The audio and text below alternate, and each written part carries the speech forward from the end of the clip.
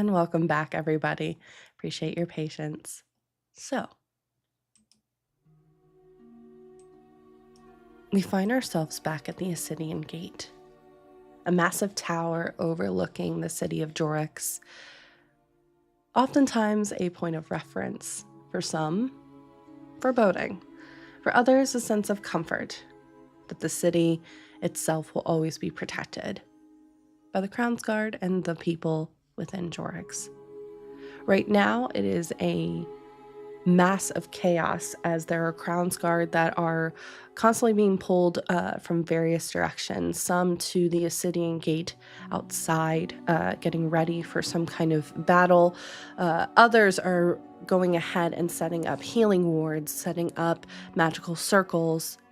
The gate itself is also at the ready for an attack, well equipped with weapons and magical items itself. Crown's Guard running off to get themselves set up to provide chance be able to attack from higher levels, as well as making sure that the citizens of Jorix are also evacuated. Astani, in this present time, has been pulled away and is currently talking to an individual.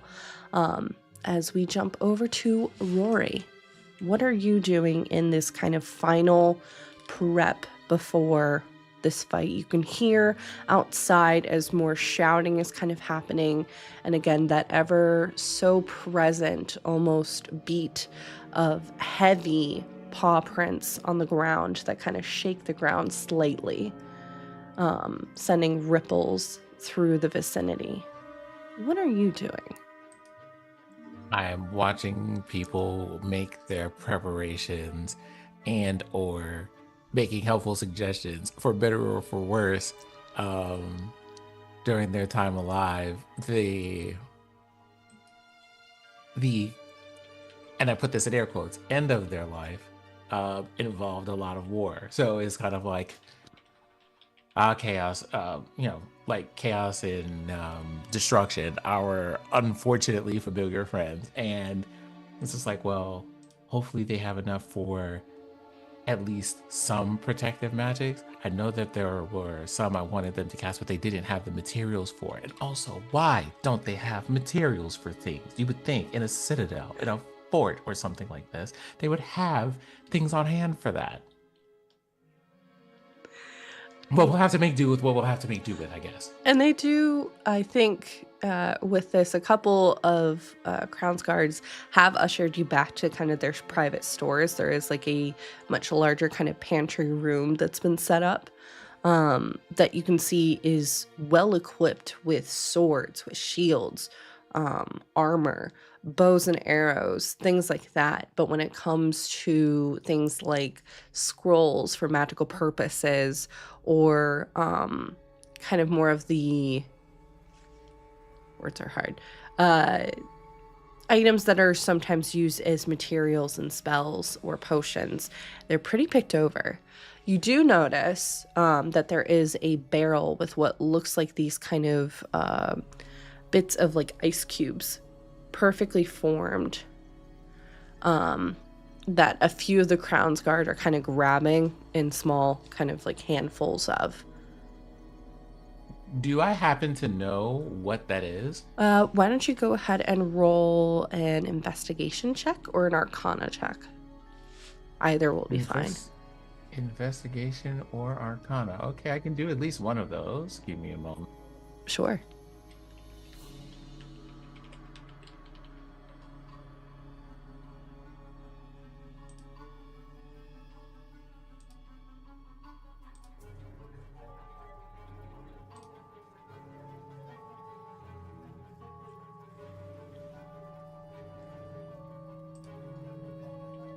That is a 22 on arcana. 22.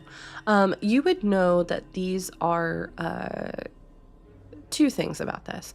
One, the magical signature is very familiar to you, Tyneal. So arguably this is one of his creations. These look like they are kind of not necessarily like force fields, but they are magical boundaries, perimeters that can be quickly thrown, and it will prevent a battle or creature that is inside of it from spilling out into the city itself. This seems to be how they've been able to manage, so that way the people of Jorks are not constantly paying like property taxes and stuff to kind of fix anything that might be broken in a battle or otherwise. It's kind of to help self-contain it. So 2 things. Based on what I understand about what that barrel does, or like what the contents of it are for, does that barrier, I think you said that the barrier is used to kind of contain things. Can it also be used to keep things out of the containment area? Correct. The exact, because I know I think it was like a 50-foot cube that I mentioned to Stani last session. So it's pretty large, but it's not massive. It probably won't be able to contain the creature that is currently roaming its way down the street, but it could come in handy, and they're not regulating anyone like grabbing these. There's several barrels of these that have been set up around the room.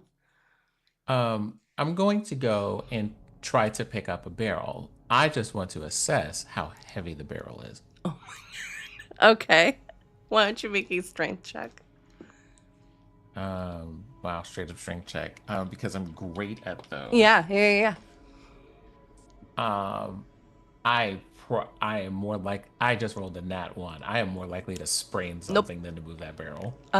Yeah. I would say based off of your scientific knowledge, an empty barrel typically weighs about 90 pounds. And this, full barrel is probably going to weigh between 300 and 400 pounds in itself. So a bit more heavy, for sure.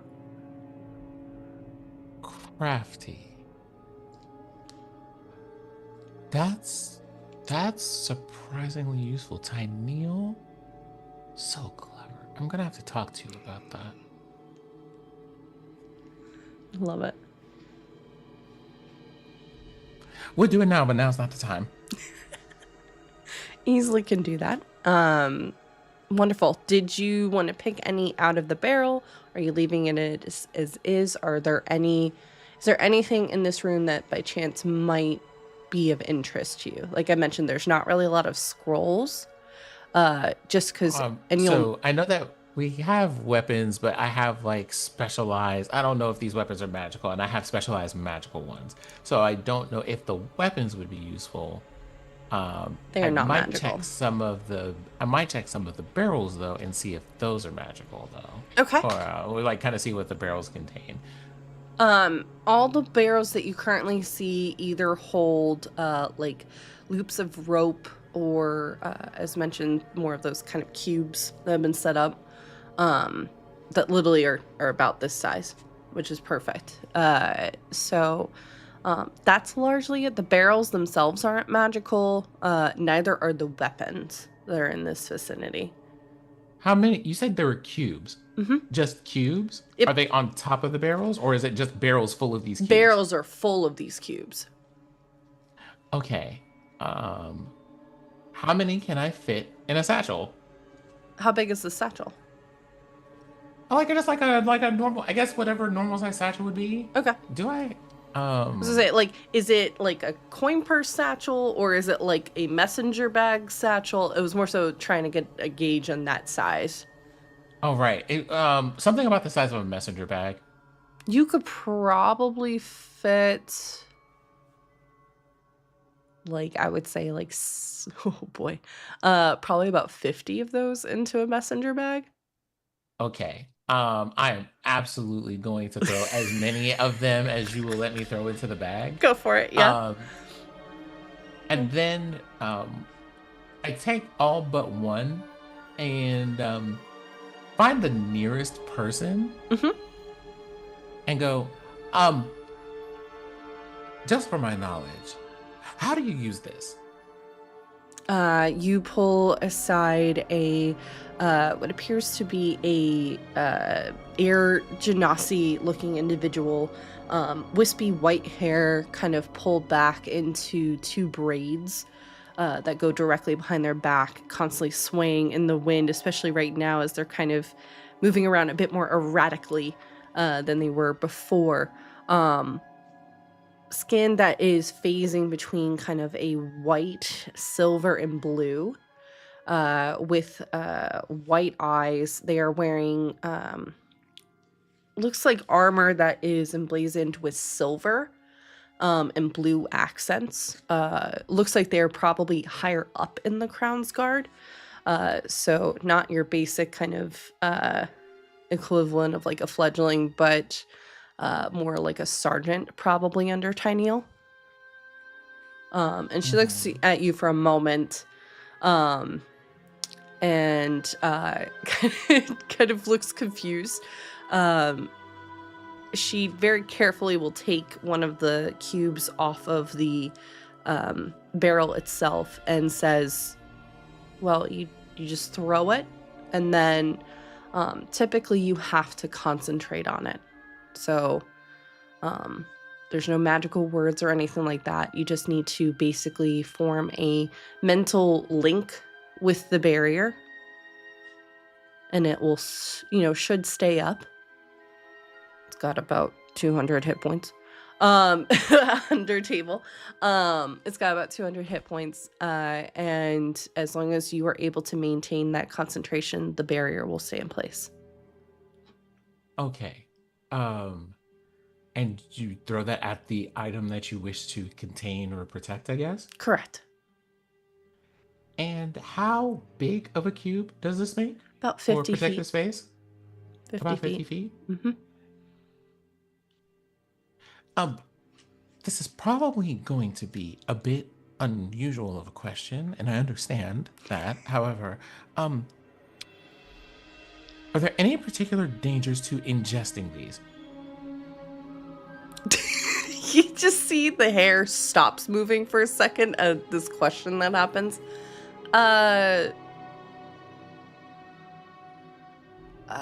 We've never tried that, although Tyneal has obviously asked us to, like, not, but I'm not sure. That has not been tried. And see that this Genasi Yeah. can, like, for what can be read of facial expressions, can see that Rory has taken this into consideration. To what end, they cannot possibly imagine. Sure. Yeah, you can see it's a look of, like, at first it was horror, but now she's, like, intrigued.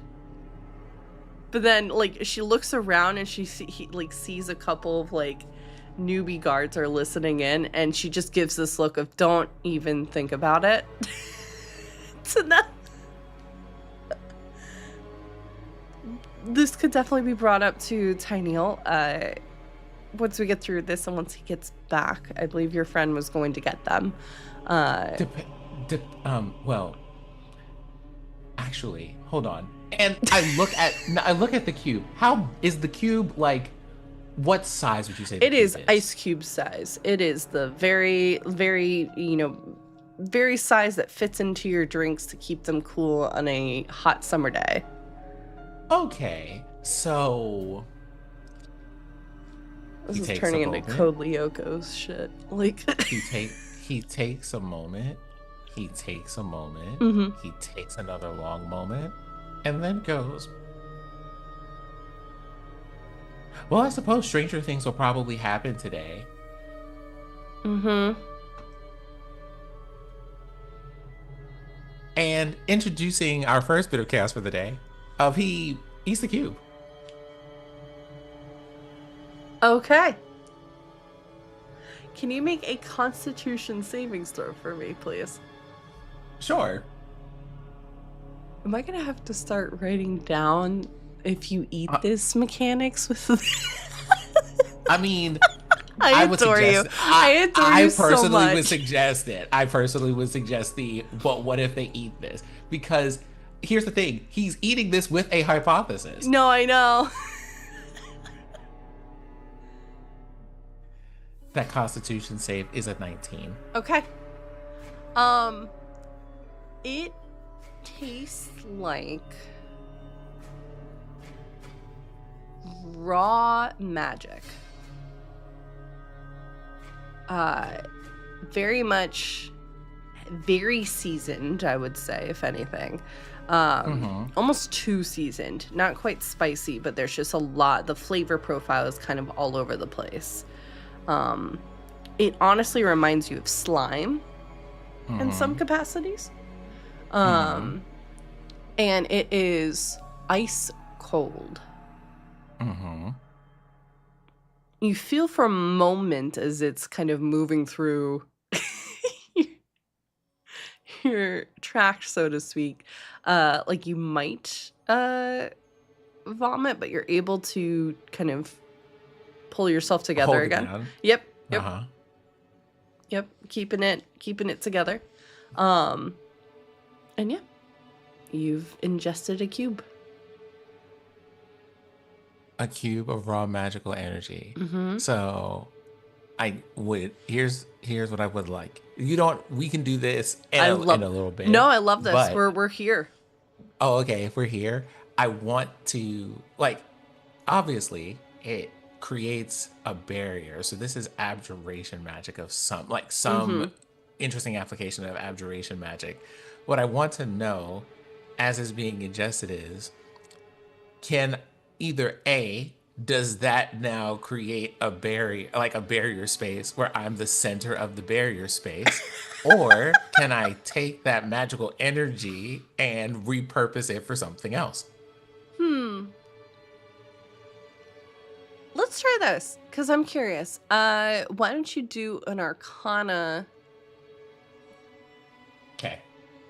I can't decide if it should be a check or a savings throw, depending on what you are leaning towards. We'll say this. Okay. If you are leaning towards it being a magical barrier around you, I think that's a savings throw. If you are more inclined to it by chance being repurposed into by chance just knowing you and the other chaos you might have up your sleeve, we'll say that's a check. Okay. Yeah, you and Tyneal are going to be science bros. I can just see this now. Honestly. I did not. I think this is the first time that I have learned that Tyneal is even a scientist. Oh, he's an arcanist? Yes. This is interesting. I think I am going. I want to do both of these, but I guess that means I'd have to eat another cube. It would, yeah, and probably I will tell you right now, the Constitution check for this will be a lot higher. Okay, so I'm just seeing Moz's face right now. Well, okay, so for what I wanted to do originally, I think we're gonna go with the savings throw to maintain a barrier around myself. Okay, all right. The DC for that, I'm gonna tell you right now, is gonna be a 25. A 25? 25. For Arcana? Okay. You ate a cube of magic. I think that's very fair of you being like, let me now focus this in to make a boundary around myself. Well, I mean, it's the I think that's very fair. Well, it's important for science, but okay. There's a science emote in the chat, by the way. I just want to remind all of that. I got a 27 total on Arcana. Yeah, okay. What does it look like as you are connecting with this cube? And you can feel almost like, not quite Carmen's voice, but almost like a smaller voice coming into your head.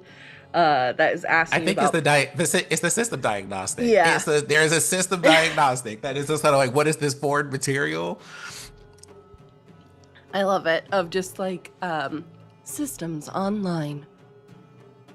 I think there is a coursing of, because this is the kind of energy that I think about when it comes to abjurations. Sure. kind of like warm yellow color that is the proper size of the barrier, but just centered on Rory. It's kind of like, oh, so that does do what I think it would do. Hold on for a moment. And they just start walking around the room. Mm-hmm. I'm assuming that is just kind of like, it's the barrier, but it just follows them around the center. Yep. It's like, okay, well, I have learned something useful, but it is potentially dangerous to people who are not a fairly like strong constitution. However, apparently it is possible for you to use these in a way that creates a barrier centered on a person, which also means we now have an option for mobile barriers. Oh, what a time. This is me as a DM going, what the fuck did I unleash?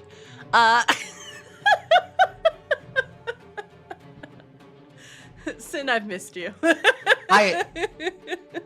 Does the barrier push people away from me immediately, or is it only for things that I perceive as dangerous? Things that you perceive as dangerous, otherwise you would be pushing everybody out of all the rooms and vicinities and probably smushing them up against walls and things.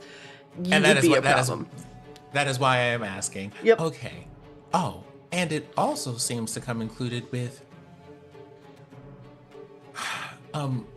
with at least an innate sense of who you perceive as friends or enemies, which means it wouldn't be dangerous to anyone here. Well, potentially, unless someone decides to start using mind-altering magic, but that is a discussion for a completely different occasion. Oh my god, I love it. I should tell Astani about this, actually. And you see Astani. I should tell Astani about this, actually. Astani. You see Astani is further down the hallway, back in kind of the main large entranceway, where at this moment she seems to be talking to a very like freckled individual, and Astani is kind of giving them the walk around. You can see it's a mixture of like, I would say based off of your passive insight, joy of seeing them, but also surprise and slight worry and not quite anger, but just more so worry that this person is here. And it seems like the individual is trying to reassure them that like, it's fine, they're staying back, they're not going to be in the vanguard. This person is wearing very similar outfit to Astani, although not as polished, I would say. They seem to be lower rank individual from the Vale Temple, but they also have epaulets that the Crown's Guard are known to wear. So they seem to be one of the clerics that are, and there are a number of clerics moving about the space, that has also been paired up, like almost like a dual degree if you're in college, for instance. So, seemingly she went both routes of wanting to be both a cleric and also wanting to help out the Crown's Guard. But at this moment you can see Astani is kind of pawing the ground and circling the girl as the two are kind of having a banter back and forth. I guess reading the scene, does it seem like this is one of those is this one of those I should interject myself here, or is it one of those I should probably let them talk this out? I think that's more of a question to you, actually, based off of kind of the description. Seeing Astani kind of going back and forth with this person, there's definitely based off of your passive perception, there is definitely that kind of sibling relationship that seems to be popping out of this conversation. It is definitely, they're tones of, again, that concern and stuff. There's gentle poking back and forth as Astani is kind of getting their wits about them as well. So it's up to you if you would like to interject. Okay, if it doesn't look like it's a super serious thing, I think I'd No. walk up and go, "Oh, well, what a time for reunions." Well, yes. Liza, I want you to meet my friend. She kind of looks at you for a second, Rory, and then looks around the room because she's noticed and felt as the barrier has shifted a bit. Okay. Hi. I'm Liza. It's good to meet you. Are you Hello, okay? greetings and Oh, actually, I'm fantastic. We have made discoveries. Good discoveries, I hope? Oh, fantastic. Are you all right? I'm fine. I'm just, I'm sorry. I haven't really seen very many individuals like yourself. That's all. Yes. Well, and they just kind of like look at themselves a bit. I suppose on a certain level, this does come as a bit of a surprise, but for what it's worth, I made it. You see, she looks very confused by that, but kind of just nods. Yeah, even Ostani just...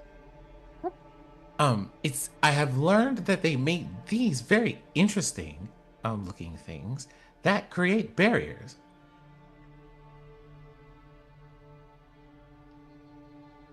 Yeah, I saw Astani grabbed a couple of those too. They're tiny creations. Did you know you can eat them? You did what now? Did you eat them? Oh, well, not all of them. I only ate one.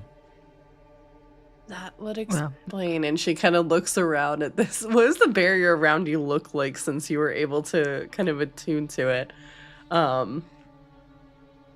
Just like this, it basically looks like pale sunlight touching like all of the surfaces because it's yellow. So like a very low lit torch, that color. It's kind of as I understand it, you kind of just throw these and you maintain some concentration on them because they are distilled magical energy, and it creates a barrier. But then, as I have learned, if you eat them, it could also create a barrier that's centered on your person, which means that you get the effect of the barrier, but that it's also mobile, which I imagine will probably save more than one life. However, it does require you to have a fairly hardy constitution in order to do that. There should be plenty of people around here who could. That's incredible. That is incredible. And then just like to Lysa, like, you need to get one. I've got a bunch on hand at the ready. I would not, I have to repeat, I would not recommend it to people who are not hardy of constitution. I guess that will be a conversation. She looks directly at you, Rory. Maybe you could talk to Tyneal about that as an option, and you see she gets this like look on her face and looks at Astani really quickly with like a look of feeling conflicted for a second before she just kind of under her breath goes, "What did it taste like?" Oh, well, it's a weird combination of both textures and temperatures. It is spicy, it is warm, it is cold, viscous, also, very peculiar of a sensation, but not entirely unpleasant. And also, and possibly my favorite part of this, because it is raw magical energy, and I am designed to repurpose magical energies, it is a thing that I could potentially in the future repurpose to do a completely different thing than the thing it was designed for. Interesting. But Well, that is a far more complex set of things, and probably we would run out of time. Oh, Yes, and right. the important thing of a mobile barrier. That reminds me. This uses my own internal senses of morals and relationships to determine who is or isn't a friend or an enemy, which is why you two can be inside of a barrier and not crushed against the wall. I have also learned that. And it also seems to at least not impact structures. Although I don't know if structures could be considered friend or foe. I think and you see, Lysa is also looking very scientific for a moment, and then kind of shakes it. We can table this for later because I'm sure Tinyl is going to want to know about it too. What the ultimate thing I would like to say is what this means is for the people who can ingest these things, you can also rally around them. Gotcha. Okay. Well, you are fascinating. Theodora would absolutely love one of these. And we will pan for a second over to Theodora as you and Sparky, Tinyl, towing the body as well of the individual that you were fighting against, are racing from the just outside of the temple district, moving down the pathway towards the city. Can you go ahead and we'll do a dexterity check to see how quickly y'all are moving. Oh, okay, not bad. Dexterity check. 19. You're moving fairly quickly. Luckily to the Pharaoh Fair is relatively free as well. Most people are heading into taverns as kind of early evening is settling in. Wouldn't people have heard the alert and be going to their homes? Some people are. Can go home. You are far enough away that a lot of people more so are kind of mildly they're intrigued, but it's not impacting them directly, kind of thing. They're like, oh, what's going on down there? Yeah. And then and then going back to whatever the fuck they were doing before. Okay. Very much the if you're originally from the Midwest, the people that stand outside looking for like a funnel cloud or something, not seeing it. Oh, seeing it's in the way in the distance. Okay. I was more thinking like they're like rubberneckers. They're like, oh, what's going on? Like when you pass by an accident and it's like you're the person who's holding up traffic right now. Please fucking drive. Yep. Mix of both, I would say. Very easily. You're not getting too many looks, I would say, as you're kind of quickly moving through. One, because you're just moving so quickly. But two, the fact that Tinyl is kind of on the helm. I think if anything, Sparky gets more attention just because a lot of people are not used to seeing such a large dog move through the streets themselves. I'm also probably 5 feet behind them at all times because Sparky does move faster than me, and I'm not on Sparky. No. Tinyl, you can see, has gotten quiet. He's okay. But you can hear him kind of muttering under his breath. One of just like, ow. Being sore from the fight itself. But you can also... Theodora gives him a kind of a side eye, and you wanted to fucking walk next to the dog. He gives you a look back, but doesn't say anything. As well as kind of muttering bits of information that he seems to be repeating into what looks like a small, very similar to the cube that was thrown out, except it's in the shape of a diamond. And he's kind of recording it almost like a video voice journal, so to speak, of what the findings were, what happened, giving a record of what had happened, so that way no detail is lost in between the scene that was done there that will probably be needed to investigate later, and then the scene that you all are moving towards as well. So you can kind of hear him muttering under his breath. Okay. Wonderful. Can't wait for somebody to hear that. We just hear every so often a sentence punctuating ow, ow. every so often.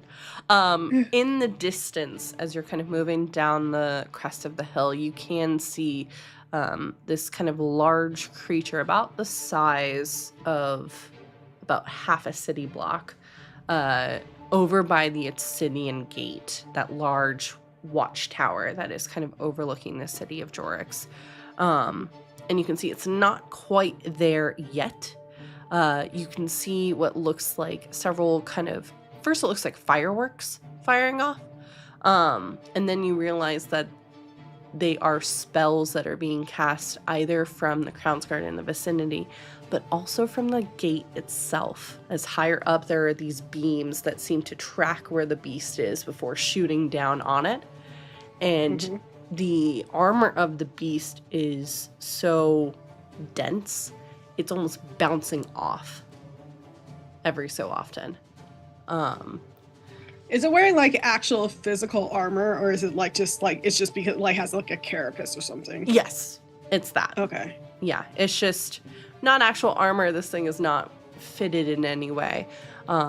This thing was like literally a small mound of flesh that just grew from eating the souls in the vicinity and has been growing from that. And now it's just literally just a massive flesh with stubby legs and a massive maw of teeth just kind of chomping around in the area. Nasty. Not Cute. Wonderful. We are going to move back towards Astani and Rory in this instance. As at this moment, again, Astani, for you, another clawed foot appears just in front of the doorway. And you can hear this low roar. It's not loud, but it definitely kind of sends a shiver up your spine. Can you go ahead, Rory and Astani, if you wouldn't mind rolling a wisdom savings throw, please?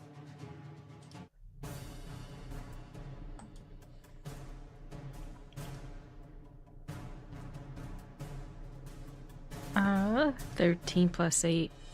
Okay. I'm gonna throw an inspiration dice in there just in case. Okay. Okay, that should be safe, I think. 23. 23. This low rumble that goes off, shaking the tower, shaking the vicinity that's around as well. Sending, you can see what almost looks like a wave of wind, kind of knocking back several Crownsguard that were out on the street, sending them flying backwards. The two of you easily clock. It's not just a roar of one voice, but it sounds like a almost army of voices pulled together.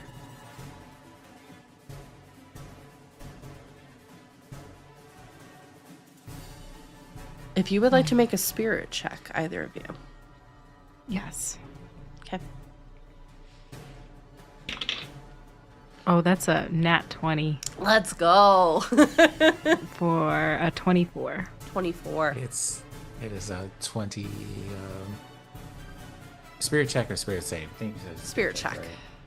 Okay, that's a 21 for me. 21. Both of you pick up that this thing is not only using its voice, it is using the voices of all the souls that it is ingested. And you are in this moment hearing them. I think each of you get like flashes for a moment of what looks like an inky kind of inside of this creature. And it looks like people almost are caught up in mud in this creature's, the belly of the beast, so to speak. Caught up, yelling, stuck in what seems like quicksand as you slowly see people being absorbed by this creature. These are the souls of the lost so far. All right. We move to Rory. You were first up in the initiative.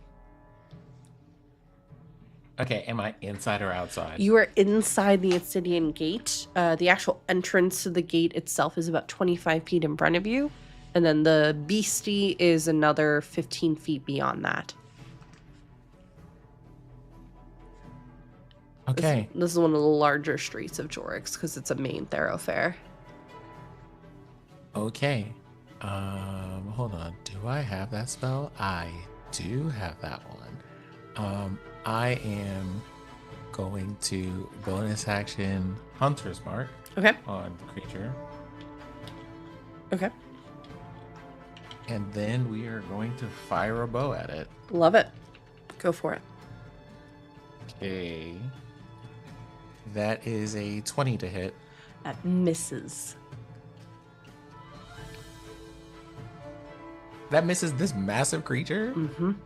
It ricochets off of the armor that it seems to be wearing, that outer kind of skin that I mentioned, of this mass of... And you moved outside, or are you trying to shoot from like a vantage point?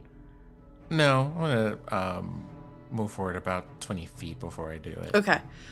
You see this thing is...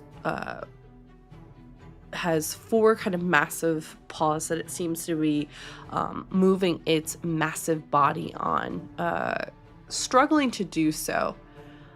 It is just a mass of flesh, no eyes except for this massive maw that is open after just doing a roar. The shot goes off and immediately bounces off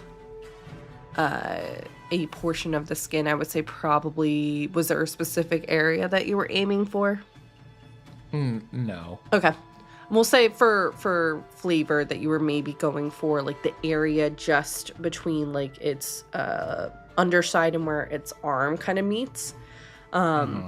Thinking maybe that'll be a more sensitive and prone area, and instead it just bounces right off, slamming into the side of the building. Okay, that for now will be... Hold on for a moment. Okay, that for now will be my turn. Okay. All right. Next up is the beastie. Let's see what it is going to do.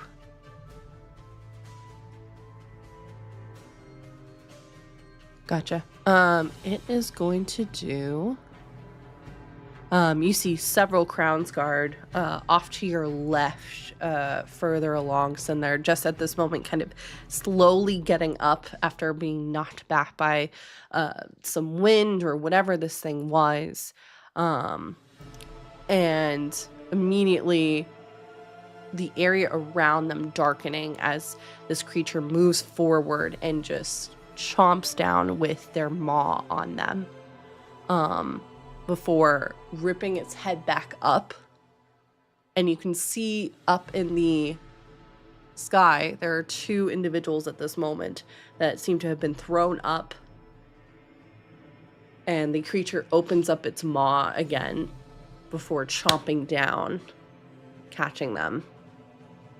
And you, I would say, Rory would hear this kind of sound as you can hear not only the Crown's Guard yelling, but also this creature swallowing them whole.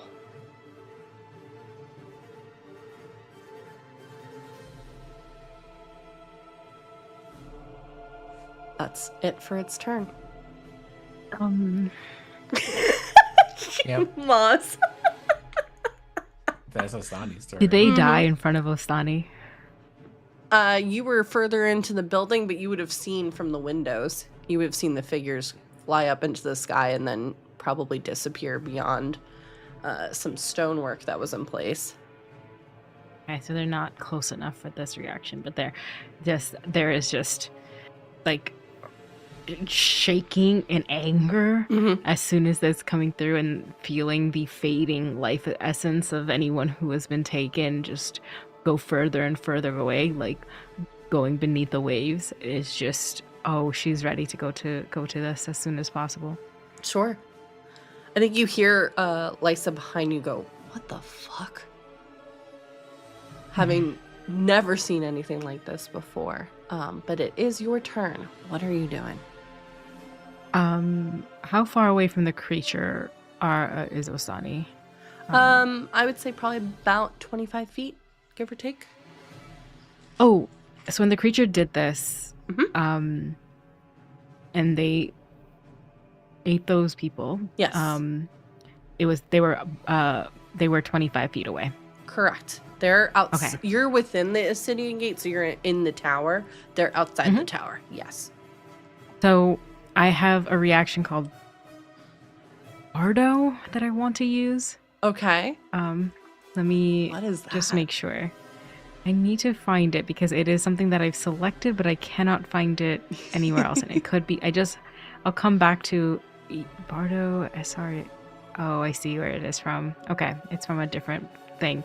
But I added it because I thought it would fit Osani, where it's a reaction where Osani would take when they see a creature within 30 feet of them die. Mm-hmm. And with like a pinch of like graveyard dirt, they're pretty much like grabbing like the last life essence of that creature, and you can use that to harm something or help someone. Gotcha. And if it is a harm, it is a wisdom saving throw. Okay. I think for one person who's gone there, Osani's anger is just immediately like taking that graveyard dirt and just spreading it across their palm and just wanting to harm this creature from inside out. Sure. It's a wisdom check, you said? Yes. Okay. Luckily, this thing is terrible with those. I kid you not, -2. Okay. I think I found the whole thing because I selected in my chart in my sheet. But here's the full one. Where should I post this thing? If you want to post it in Zoom, that's totally fine. Yeah. And what does it look like as you were doing this? It's just the like kind of weave of the veil coming out, calling and like to the last voices of those that Osani cannot save, and that little bit of essence that is left that is trailing, Osani grabs it like it is string and pulls it, and instead of imbuing that with someone who requires help or healing, they want to harm the creature. So the target will take psychic damage equal to 68 plus my spellcasting ability. 6d8 or 68? That's what 68. Oh 68. My gosh, that is so good. You should have just said 68. I should have just that.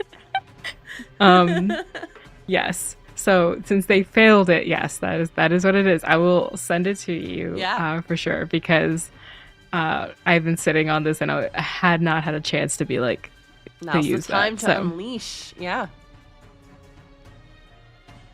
Where do I? Okay. Do I have a D on me? I think that's a Kobold Press spell because I think I took it for someone. Yeah. Mhm. It sounds like a Islin, Kobold maybe? Press knowing them. I think I took it for Islin.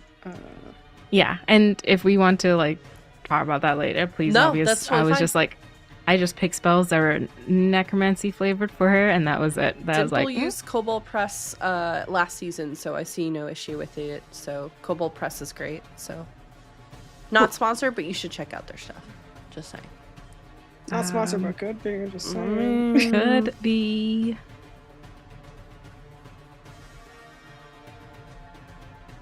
That is a 28 plus 4. Ooh, so 32 in total. Love Yeah. that. You see, as you are using this, that kind of psychic energy that is you. It is part of you. Kind of slowly, almost like electricity from the pole, snaking its way up the body of this creature, which grimaces and groans. And again, you hear the individuals that are inside of the belly of the beast kind of groaning, adding their noises to it instead. Definitely didn't like the hit, but is still up for sure.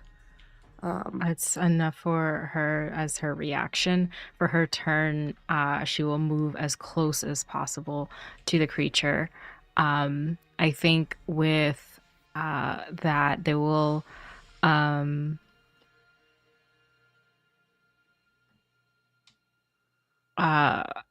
They're pulling up the like the bells that are attached to them, and ringing it and like putting up in front of the creature to do their channel divinity, and they curse that creature in front of them, just oh dare, and like in this anger, but they're the lady's like power and through them.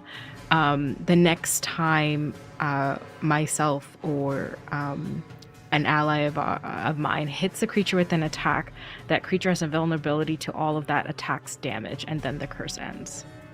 That will be their action, and I think with that, they could charge at it, but that's nothing. I think they're going to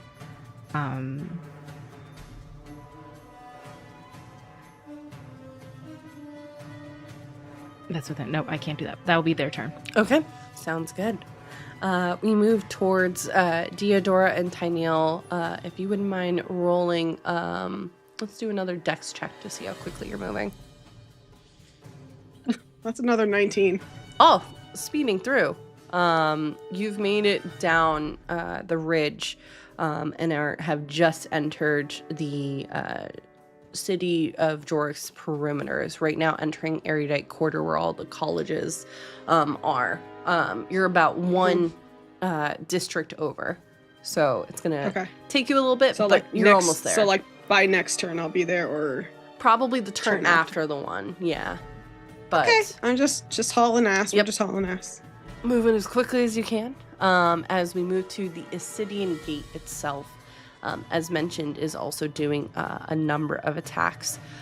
You see from the very focal point of the tower itself, I would say both Astani and Rory would get a really great image of this. At first, it looks like a small orb, almost like a marble of light shining. That expands into almost like this fan, and it beams down onto the creature. I'm going to say, Rory, just based off of your passive, this is some kind of modified version of daylight that they are just casting down, trying to just burn this creature away, whatever it is, as much as possible. So that is going. You all are fine. It seems to not be impacting all of you, as this creature's broad back is kind of taking the vast majority of the hit itself. But you all would hear and probably smell what smells like burning flesh in the vicinity. And you can see like the charred kind of skin starting to appear, as well as we move back to the top of the order with Rory. Okay.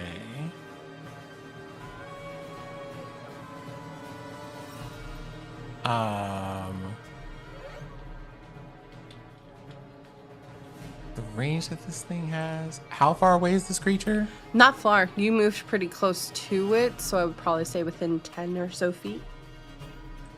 Okay.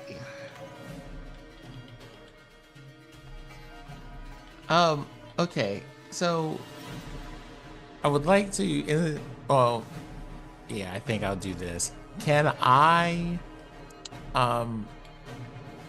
what would I need to roll to know what type of creature this is? I would say that would either be nature or history check. Nature or history? Did I take either of those? Of course I didn't. Let's have a roll. That is a 19 on nature. You would know that this is I I think here, I'm going to add some flavor to it. You think back for a moment, going through your various logs of information, almost like files on a computer. And a memory sparks to mind of you in your laboratory back in Felk. As you were perusing a number of books, as there have been sightings of these creatures near Felk.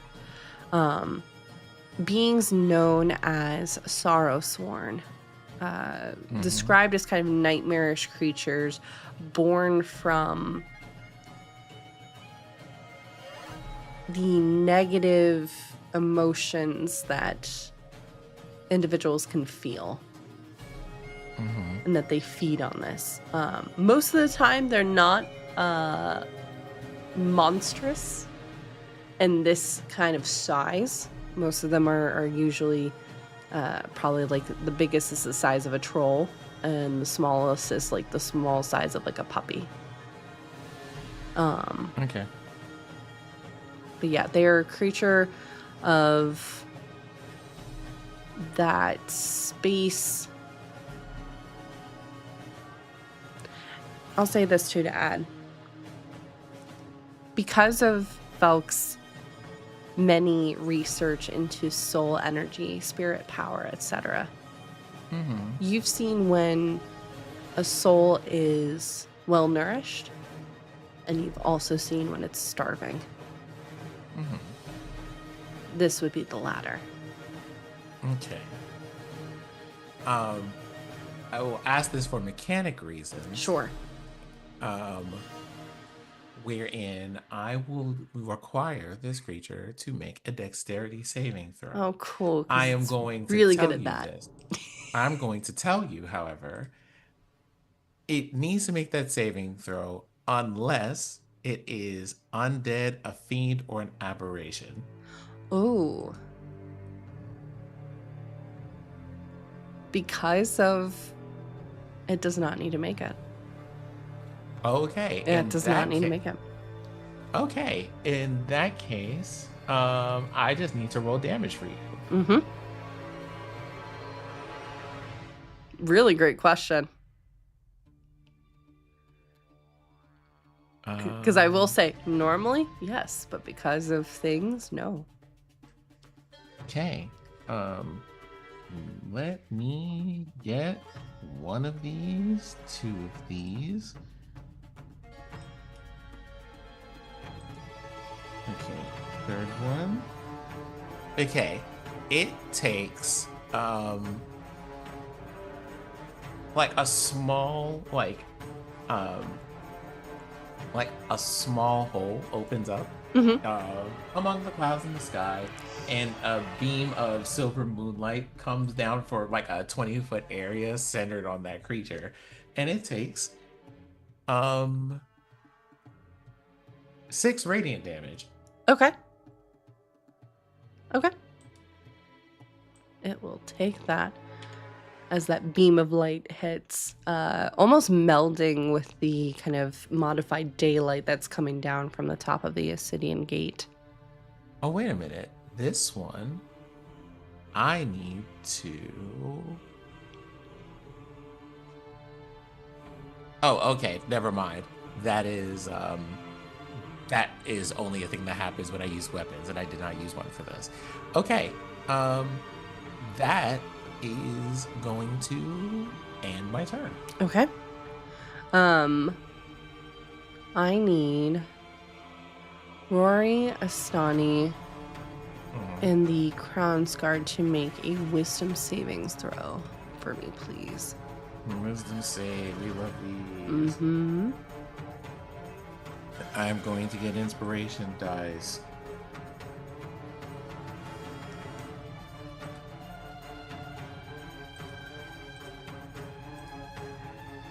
Wisdom save Yes. is 13 plus 8. Okay. Um, To 21. mine- And I'm sorry, Sim, what did you get? I got a 17. 17. Okay. Astani, you pass. Rory, you fail. As the creature lets out another roar. This, again, those screams kind of permeating within you. Mm-hmm. For a moment, the field disappears. Mm-hmm. Rory, you are standing alone Mm-hmm. in darkness.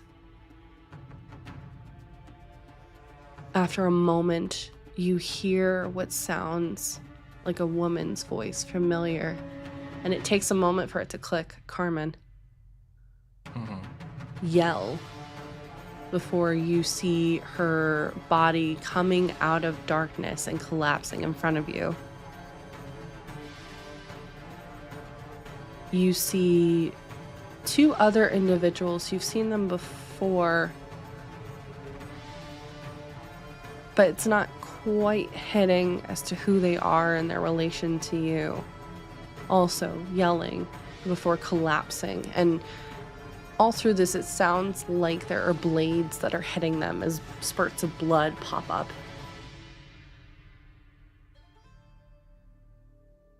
And then you find yourself sinking into the black kind of mud. Your body feels cold, feels heavy, weighted. Like even just lifting a hand is costing a day's worth of energy. Mm-hmm. You take 25 points of necrotic damage. Okay. And you are stunned for 1 round as misery has been cast. Astani, you feel yourself starting to be wrenched back into that, and you're able to just kind of shrug it off. You take half of that damage, so half of 25.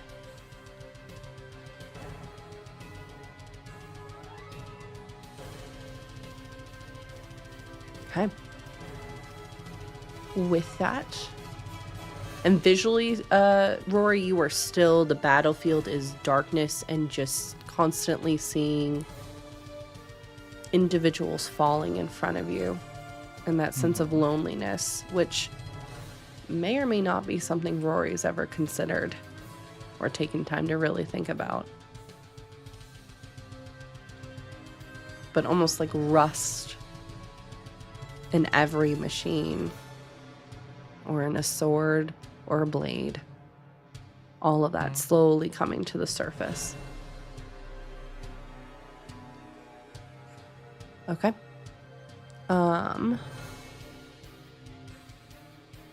Yep, it is going to go ahead.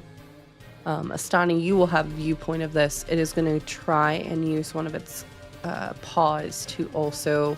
You see Rory just all of a sudden, arms which had been raised, doing like one of their arrow attacks, just slowly fall to their sides, and they're just staring up at this thing as this creature is raising a paw to come down onto Rory. And that will hit. Rory, it feels like the mud is taking things from you, corroding your armor away, as that is going to be an additional 20 points of damage to you. That is going to be piercing as this thing swipes. It does how much damage? 20. Okay. Okay. That is it for this creature. Astani, you are up. Great. I think, let's see. From this point on, if they have been attacked by something, because of Path to the Grave, the attack that they received was radiant damage from the last one, so they have vulnerability to that. Yes. So,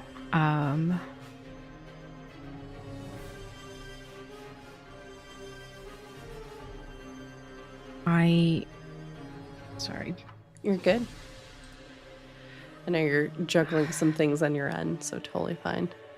Yes, I think,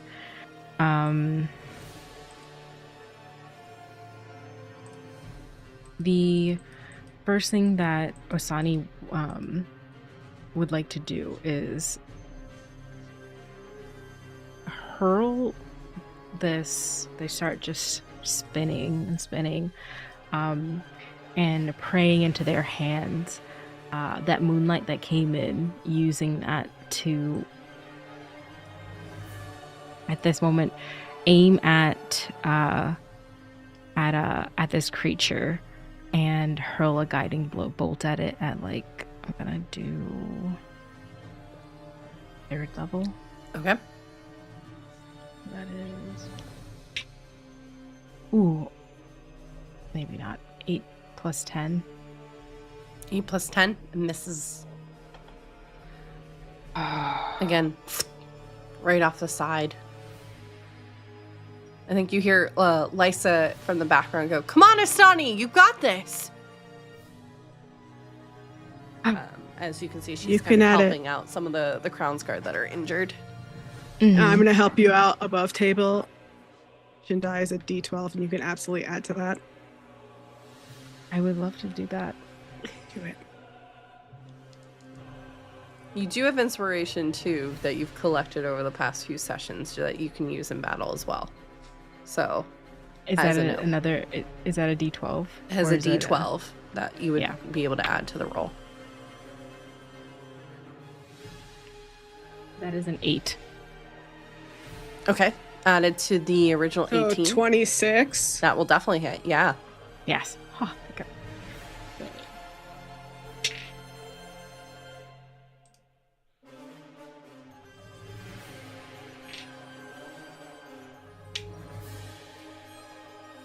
$22. Okay. Yes. Damage to total. Of radiant damage. Love it.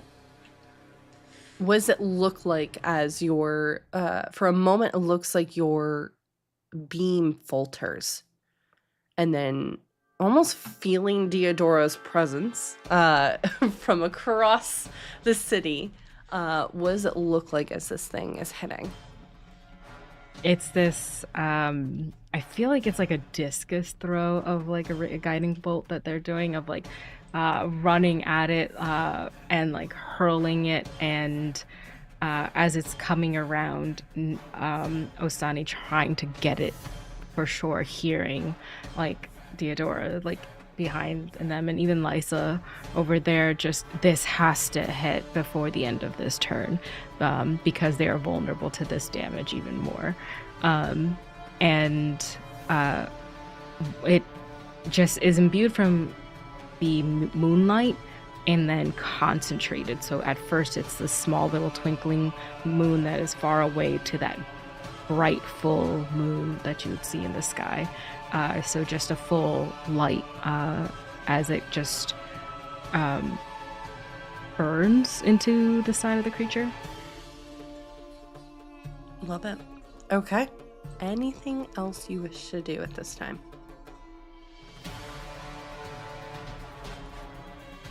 You see Rory in this moment kind of stunned, stuck,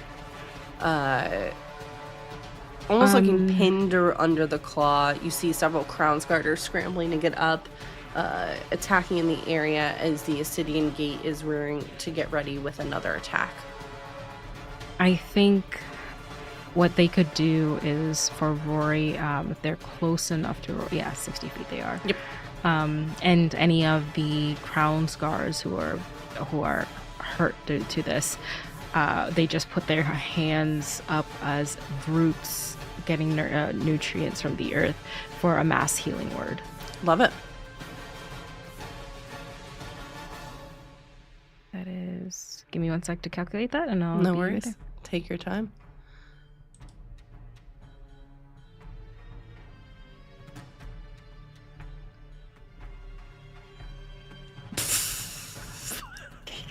Sid.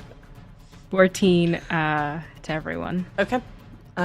So Rory, you can take 14 back. I do like you. I literally just said that I'm happy you're back. Anyways. Okay. Your mass healing word goes off. Wonderful. Anything else you wish to do? No. Okay. Toby. We move towards the Acidian gate again. This time, the beam from above. Hang on 1 second. There we go. The beam from above firing off, and this time you see the coloration changing slightly from that of like daylight to all of a sudden it looks like open flames as the Acidian gate is upcasting a fireball to attack this creature. Oh yeah, that hurts. Dealing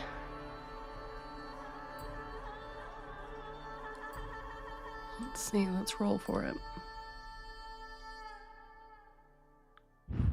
Ooh, dealing 95 points of damage to this thing as it goes off. Again, charring the outside of this creature. But before that, we're going to backpedal because Deodora and Tiny, I need another dex check to see how quickly you're moving. Yep. Ooh. 18. 18. You can see Sparky, Sparky, as wonderful as he is getting a tiny bit tired. So you can see he's starting to slow down ever so slightly. It's not too noticeable, but I think Deodora, you would notice. He still has a lot of energy though to give, and you can kind of see he's trying to steel himself, but he will definitely be wanting a puppy nap later after all of this is over.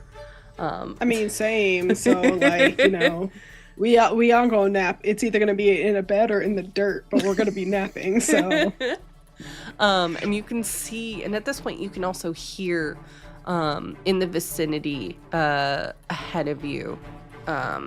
You can see the gateway that separates the erudite quarter to the quarter that everyone else is in currently. And you can see this expanse of the beast as well is also cresting above the archway. You can see it's taken some heavy damage as the Acidian gate as well as the Crown's Guard and people in the vicinity are firing on it. Now is when you are running into people that are openly running in the opposite direction from you, either being escorted by Crown's Guard or just running into those parameters and barriers that are being set up to kind of help block if this thing somehow moves through past the archway into the erudite quarter. You can see several more of those similar kind of blocks that Tyneal had thrown are being set up around buildings to kind of protect them in some vicinities if they're not able to evacuate those individuals, etc. But it's just chaos as you are running into the danger while a lot of people are running away. But luckily, your pathway is relatively free. I was gonna say, at least, like, thankfully Sparky is large and can just make a path, and I'm running behind him, so it's fine. Yep. Pretty much going. You can see at this point Tyneal is shifting, has put away the kind of small diamond that he had been recording information into. And you can kind of see him doing the thing of like checking, okay, do I have this? Do I have this? Do I have this? Do I have that dagger? Do I have... Just checking himself for a moment as this creature is lumbering by. Okay. Anything... How far up is this? Like, how tall is it? The wall, the archway itself is about 150 feet. And this thing literally just kind of crests over top of it, so probably 160, 175. Okay, so it's just barely over, like you can see. Okay, got it. Yeah, you can see its little hump back of just flesh over top. Yep. Okay. Cool. Is there anything you wish to say either to Sparky or to Tyneal in this moment as you are just hard going? No, I don't think Deodora is thinking about talking. Also, that's just going to expend energy, and she kind of needs it to book it right now. So Sure. She's kind of just like Huffing it just as much as racing possible, along. yeah. Okay. I'm gonna get there next turn. Yes. Next round, rather. Yep. You will be getting there next round. I would like to shift now, Okay. You can do so I that. can get that out of the way. What does it look like as you're shifting? Just it's gross. It's a little gross. Like, for anybody, like, it doesn't look gross, but it sounds nasty. Sure. Because you can hear, again, joints and bones popping as they shift into different positions. And, like, Theodore kind of gets a little taller, a little more bestial. Sort of like her legs turn into, like almost like canine legs, where she's, like, kind of, like, on her, like, toes almost, like kind of how dogs' legs are, if you... Yeah. Or animals in general. Quadrupedal animals in general. And just, like, it's kind of like werewolf-esque, but she still maintains a lot of her, like, humanoid features. Sure. So she gets a little hairier too, let's be honest. Love that. Okay, you are able to shift. I think at that moment, kind of feeling the presence, you hear Sparky for a moment gives a little yip of excitement. Before kind of trying to like double and just kind of puts his heads down before like barreling forward, much like dogs do when they're super excited about something. I feel like it's one of those things where when I shift, I get a little, like, kind of more in tune to the shift weave. And so I think because Sparky and I are connected, it also happens for him too. Yeah. Where, like, he gets a little bit more ephemeral in how he looks, you know? Yeah, you can see it's not as vibrant as it is with you, but you do see like plumes of black smoke kind of coming off of his fur and kind of decorating behind him, and it almost looks like he's running on smoke as you are progressing. Wonderful. So I got 19 temp HP. Heck yes. I'm shifting. Okay. We move to Rory. Rory, can you make another wisdom check? As you're going to try and get yourself out of misery.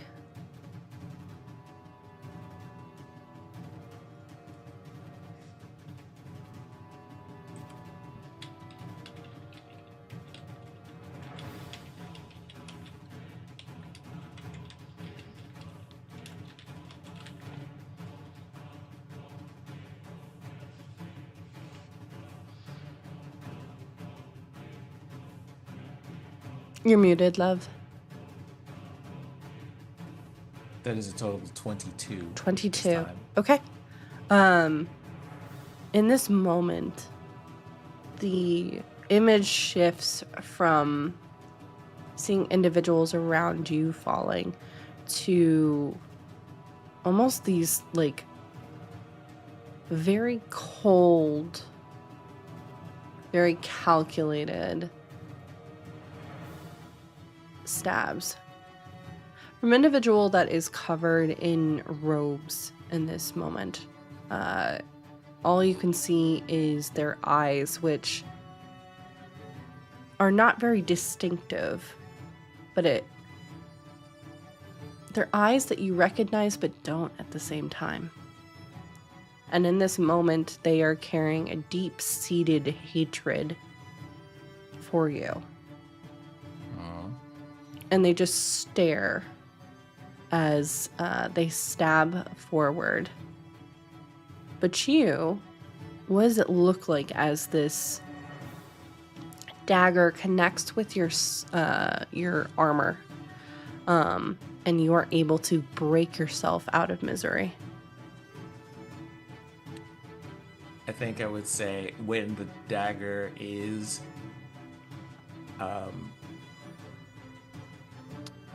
It's just above your heart, we'll say. Just about to pierce your heart.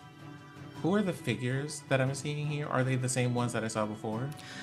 This is a different figure. You saw Carmen fall. You saw a couple different people fall that were familiar but couldn't quite place their names. It's kind of like you know them, but it's been so long since either you've seen or spoken their names. It's almost like it's dusting off a old book that hasn't been used.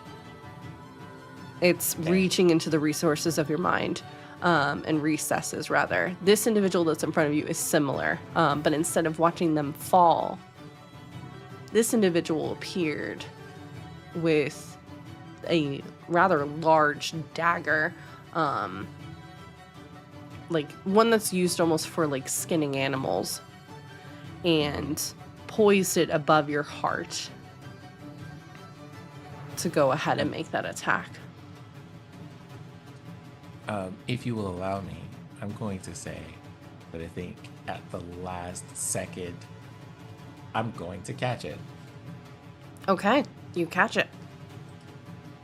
Is it like an actual blade, or is it more of an ethereal thing? It is an ethereal thing. Okay, so I'm going to catch it, and as this whole moment of misery dissipates, goes, I am not prey, and I have work to do.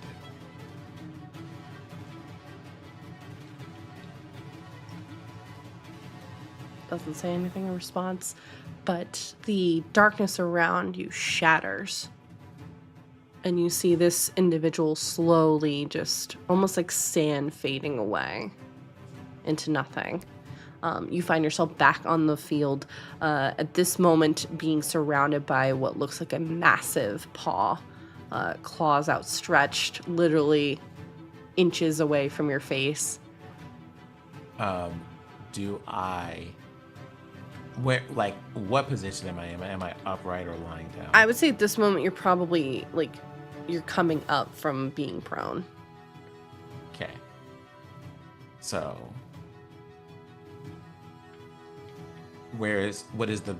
has the barrier reestablished itself yet? You'll probably have to concentrate on it again. Okay. But you'll be able to probably get it up by the start of your next turn. Okay. So, I'm going to just kind of get an idea of what my bearings are. Mm-hmm. And I want to take a look at what areas are like 30 or so feet up from where I'm at. Okay. The Acidian gate itself is about 30 feet away. There are a number of kind of homes that have been set up. Homes that are present. You can see the beginnings of them within 30 feet. There are a number of Crownsguard that are also in the area too. You can also see a number of clerics that are moving through and quickly just grabbing injured individuals and then kind of spiriting them away elsewhere to kind of help take care. But there are several bodies of slain individuals, crushed individuals from rocks that have been kind of tumbling down as well. I think in this moment you can hear the crunching noise of this beastie has what looks to be several Crownsguard in its mouth, kind of draped out as it's just kind of gnawing away. Just having a snack. Okay, I get my bearings, and then I start considering options. The best of which probably might be finding the furthest away possible cleric and teleporting to them and trying to get this barrier back up. Okay. All right. So if there's one within 30 feet, yes. I am going to use Misty Step to take myself there. Okay. All right. You Misty Step over. Anything else you wish to do at this moment? As you can see, Astani has also stepped out from the Acidian gate. You can see the top of it, and you smell it too, again, that burnt kind of flesh. As you can see, the residual magical essence of what looks to be like a fireball that's gone off. Okay. So now that I'm up, if I made it to this person and I'm up, right? Yes, you are up.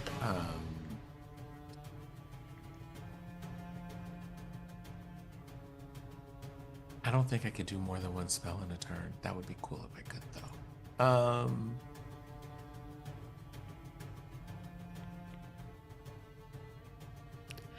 I guess we're gonna have to roll something for the short bow. And fair, I popped that information in for you.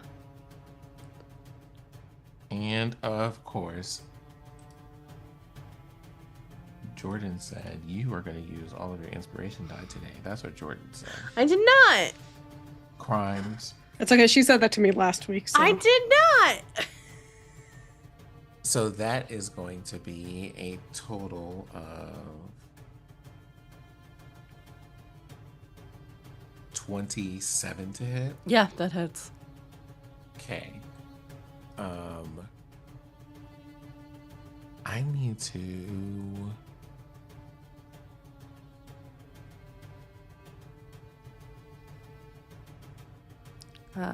It's the beasties I have first a- next, and then Astani, you're on deck. Oh, I have a question about that because I think this is like the Felk short bow, and I think it does like an alternate type of damage.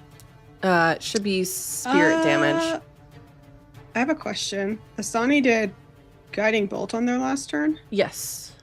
So you would have You get advantage. advantage. Yep. If you want to Okay. try for a natural 20. You know what? We can try for one. We did not get one. That was is worth going a to shot. be- It was. That is going to be 10 damage from the short bow. Okay. How many of that is spirit? As I understand it, this is like a soul creature, right? Mm-hmm. I don't know if we determined whether or not it eats spirit damage It or does. eats spirit energy. It does, because it's eating souls. So, So probably not the most effective thing to do. So we're just going to do 10 piercing damage. okay. I was going to say, you can, but you would probably see it, if anything, heal up from that energy. So that's why I wanted to clarify. But it's like, I think we said this was a soul creature. It I should is, probably yeah. do spirit damage. It is one that hungers for souls. The belly of the beast, so to speak. So, okay. Anything else you wish to do? No, those are all of my actions for right now. Okay. This thing.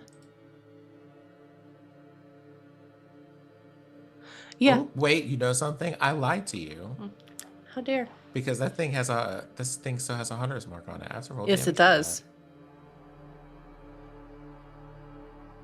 Did you say I had I had advantage on that roll?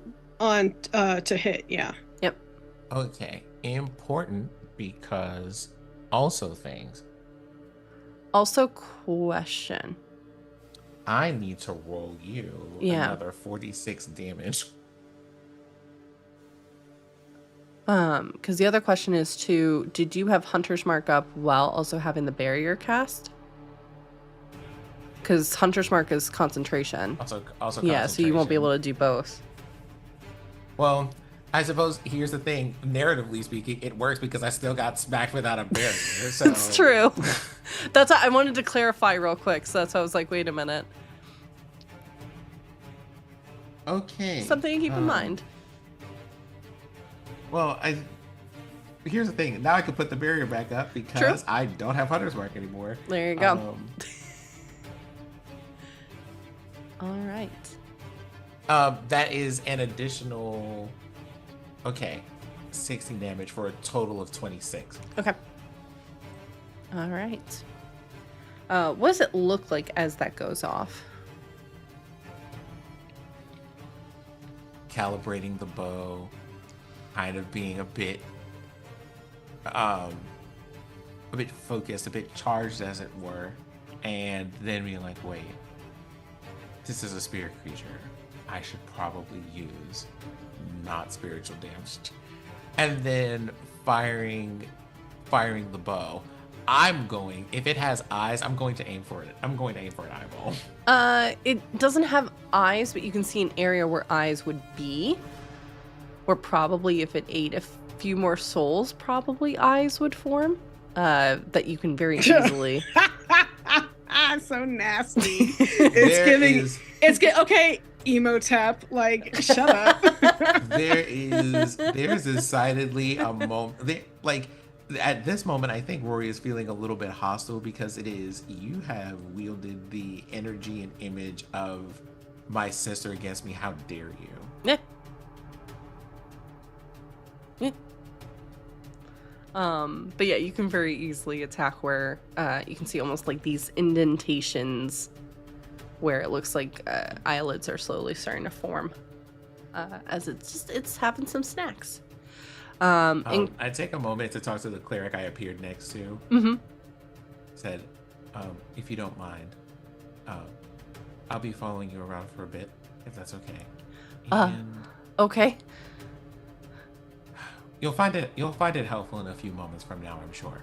And if you have any healing to spare, I could use it. You see this individual now having a closer look is a tiefling that honestly is very reminiscent of Deidre.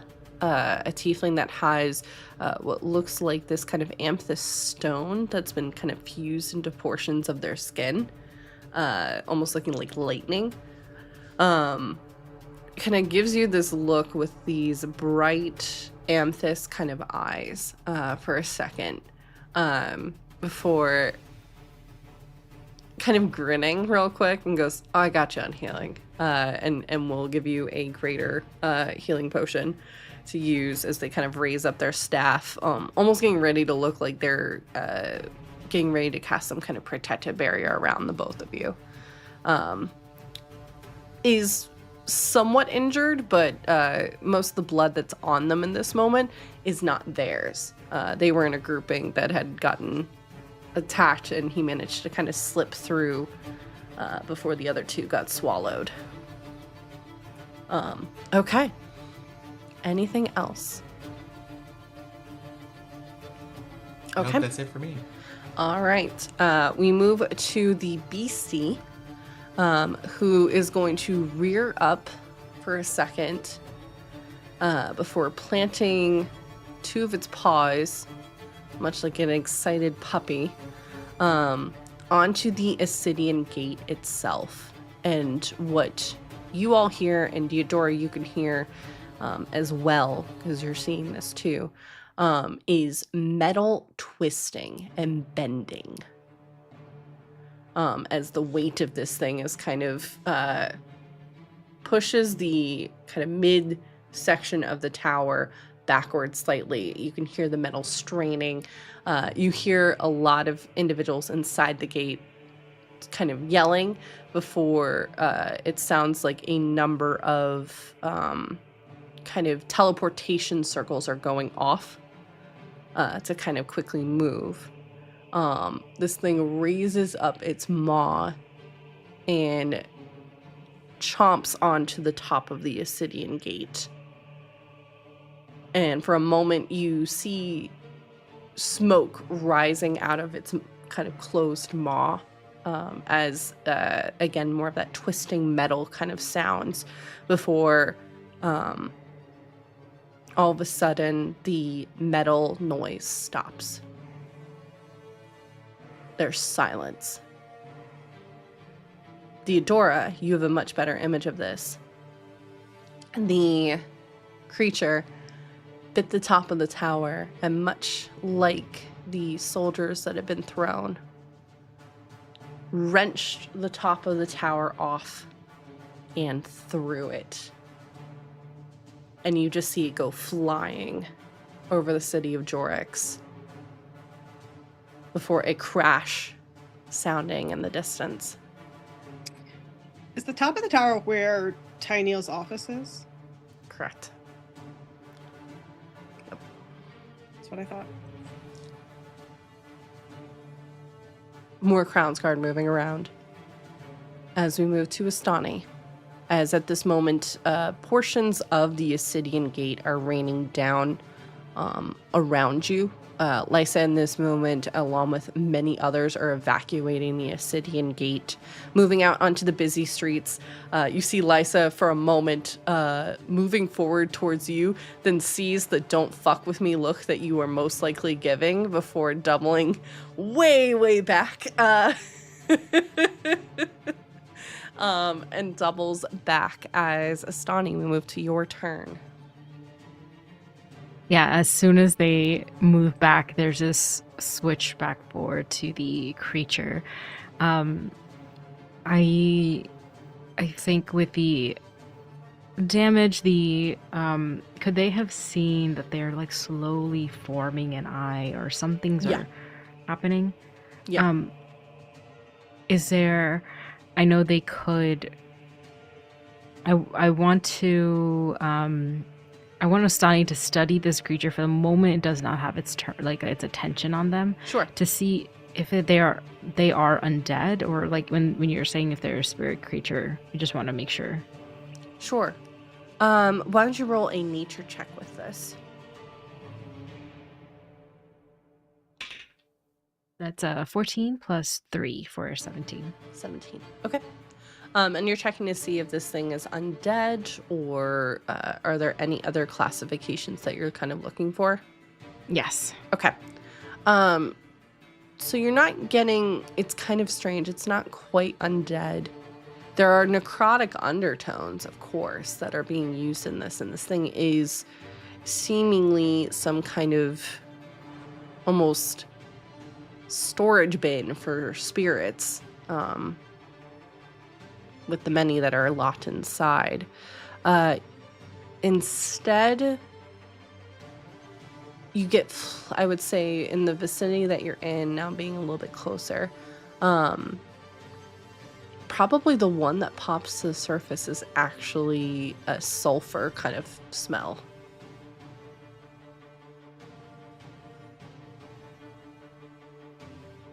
So it's a mixture, I would say, of fiend and some kind of spirit, not quite undead because this creature was never fully alive. It was a smattering of flesh that's been and is continuing to feast. So it's not quite in that categorization of undead. But if Osani is thinking of this as if this is not undead, but some of it is, could it still be, could those parts still be affected by turn undead? You can certainly try. Okay. You can certainly try. I think they are and the only reason I say that is because of... you're unsure. Yeah, I know. That's all. exactly what Asani is. Just like they're using what they only know and of what they have practiced. So they present their holy like symbol. It's just their bandolier of bells, and start making like a low, like sonorous tone to censor this creature, to try and force the parts of it that are undead to like come together and like have to make a wisdom saving throw. Okay. Which it is, as we know, really great at those.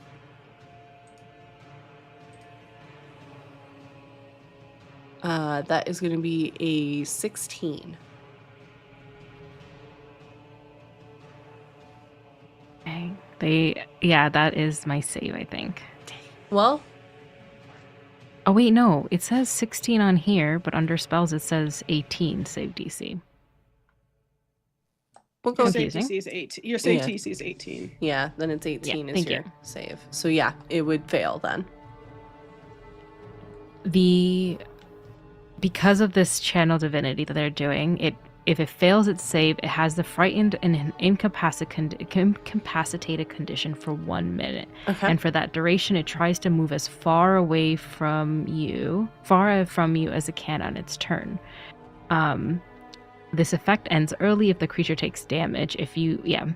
But whenever I use a turn undead thing, Ostani, any undead that fails it takes 48 radiant damage. Okay. All right. If you want to go ahead and roll since Yes. it failed. Yeah. That is 21 points of damage. Ooh. What does it look like as that is going off? Everything for the Lady of the Veil, the magic that it comes with that is with the waves and the music and the weave. These are piercing like needles going through specifically those parts of them that are undead. That is what failed. That is what is censored, and that is what is being seared. You are not meant to be here, so they are going in, and the weave of like it's just spirit magic coming in, pulling them, and imbuing them with like burning radiant magic. Love it. Okay. Anything else you wish to do? Let's see. I think currently they cannot see Theodora yet, right? No. All right, then that is their turn. Okay. And Rory is at the edge with another cleric. Correct. Yes. You see a tiefling cleric kind of holding out what looks like a wand at the ready, looking ready to kind of just do a shield if this thing were to change its mind and do an attack. And has given Rory something, it looks like. So. Okay. Yep. Great. That'll be their turn. Wonderful. We move to Deodora and Tyneal.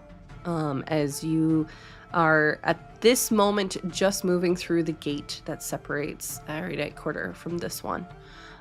Seeing now this thing that is still up on its kind of hind legs, chomping away, and you can see a mixture of metal and additional Crown's Guard, which had been up higher in the tower, manning the kind of beams of magic that have been sounding off. And you can see this creature growing slightly in size as that is happening. Don't like that. But this thing is looming. I would say probably you just moved through the gate, so probably about 80-ish feet away from you at this time as you're clearing the gate and moving a little bit more into the initiative range. 80-ish feet away. Okay. Yeah, there's nothing I can do to get closer except for using a dash action. Okay. Because even blinking wouldn't get me there. Blinking would only get me with my regular movement, and blinking would only give me 70 feet. Tyneal's gonna do a thing, actually. Okay. He's gonna look back at you and extend his hand for a second. Almost reaching out towards you. Do I need to take it? Is he trying to? Yeah, if you want to. I guess I take his hand. Okay. I get dragged along. You see what looks like this kind of magical energy moving along his glove, and as your hand makes contact with his, he gives you a look for a second of just like, get ready, and he teleports you forward. Holy shit. Getting you to... Yeah, he's going to expend it so he can push it further. You think you see like beads of sweat, and he's having to do a lot more magic and physical labor than he's had to do in a hot second. But he will get you in range of about 30 feet. Okay. If that's the case, then I will use just my normal movement to get in range. There you go. I guess if this thing's like foot. Yep. Like That's all paw. But it's fine because what I have wanted to do is try to limit its movement, and I want to attack like its tendon. Sure. To, like cut its like Achilles heel. Yeah. Can. Okay. Is there anybody around me that give me flanking or not? I would say Astani is probably near-ish by. Near-ish. Yeah. Near enough to give me advantage? Sure. We'll say that. Yeah. That's a bonus action. Dang. Okay. What is it? What were you trying to do? I was trying to adjust your position so that you could be flanking enough to get that advantage, but that's a bonus action rather than a reaction. That's okay. I'm going to let's see. So on my way, I did do an assessment of this creature, so I know its stats. You should do. Yes, I do. So, also, but now I have to do math. this is its current HP, just so you're aware. Okay, great. Okay, perfect. 18.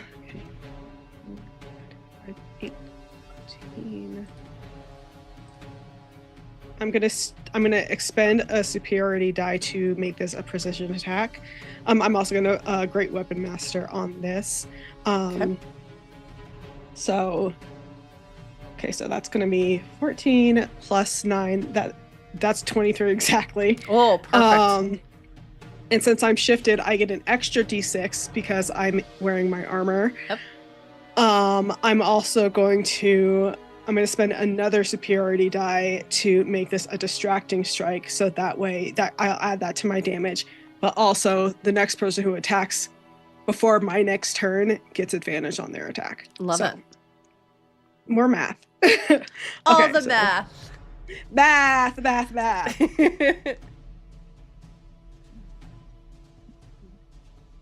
Ooh, 22 plus 5, 27 plus 10 for Great Weapon Master, 37 damage. Whew. Sheesh. And that's just that's my first attack. Yep, I know. There's like Astani in the corner, just like, oh, thank God, I can go home now. I can stop doing things now. I'm gonna use an inspiration on my next attack because I didn't hit, but I got another 23. Okay. Oh God. Just the dice just flew out of my hand. Oh, that's cute. I got 6, 4, 5 on my die. Ooh. I know, right? Plus 5, so that's another 20 damage to it. What does it look like as you're hitting this thing? I just I come in through the gate, see what's going on, and like trying to like see how quickly I can get to this creature when Tyneal reaches out, touches my hand, and then I just get zooted across the fucking field. And then I just shake it off, kind of, again, a little similar to like a dog that's like shaking off water.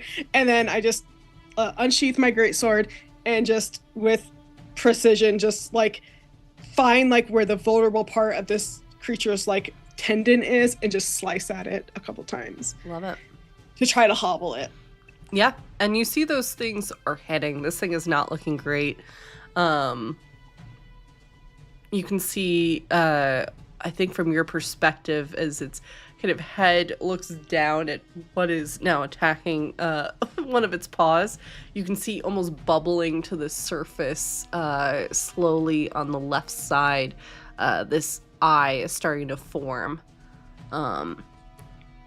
And it looks very similar to an eye you've seen before. It takes you back a bit to when you were in the Unitel. In the there was a room that seemed to be operating as both their temple, but also their sacrifice kind of chamber. And there had been a massive eye that formed. That blew you and several of your companions back against the wall. Giant yellow eye with a black slit. So that comes to mind. Deodar takes note of this, but obviously it's all the way up there. Ain't nothing she can really do Yep. about that. But For sure. yeah, she does note it. Yeah, I do not have any bonus actions that I want to take right now, so I will end my turn there. Sure. All right. The Acidian gate itself is out of commission. So we are moving up in the order to Rory. You see Deodora, almost like a lightning flash, appears on the field in front of you, probably, I would say, about 10 feet or so. And is just carving up the tendon and ankle of this creature. Okay, so the question that I have for you here is, one, do I have a barrier now? You have a barrier now. Okay, question number two. Well, actually, I suppose that is question number one and number two. So, first thing I'm going to do is walk up to Deodora and say, hey, if there happens to be an emergency, eat this. And I hand her a cube. I look at this cube that I definitely saw like maybe an hour ago, Tanya throw up in the air, and I like just nod knowingly. And then I explain, you're already kind of in one. I may have also eaten one of these earlier. Oh, that's why you're glowing. Yes. Also, one moment. And an ethereal bell appears. I need our beastie to make a wisdom save. Okay. It is so great at those. That is going to be a 18.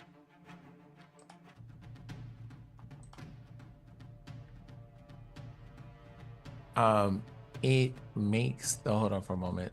Apologies, it's a 17. I apologize. I can't math. Oh no, that's fine. It still makes the save. Okay. I was like, wait a minute, huh? No, it's a 17.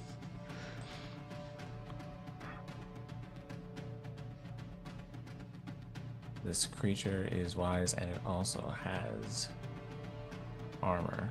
I dislike this. Oh well, I suppose we'll have to do this the old-fashioned way. Okay.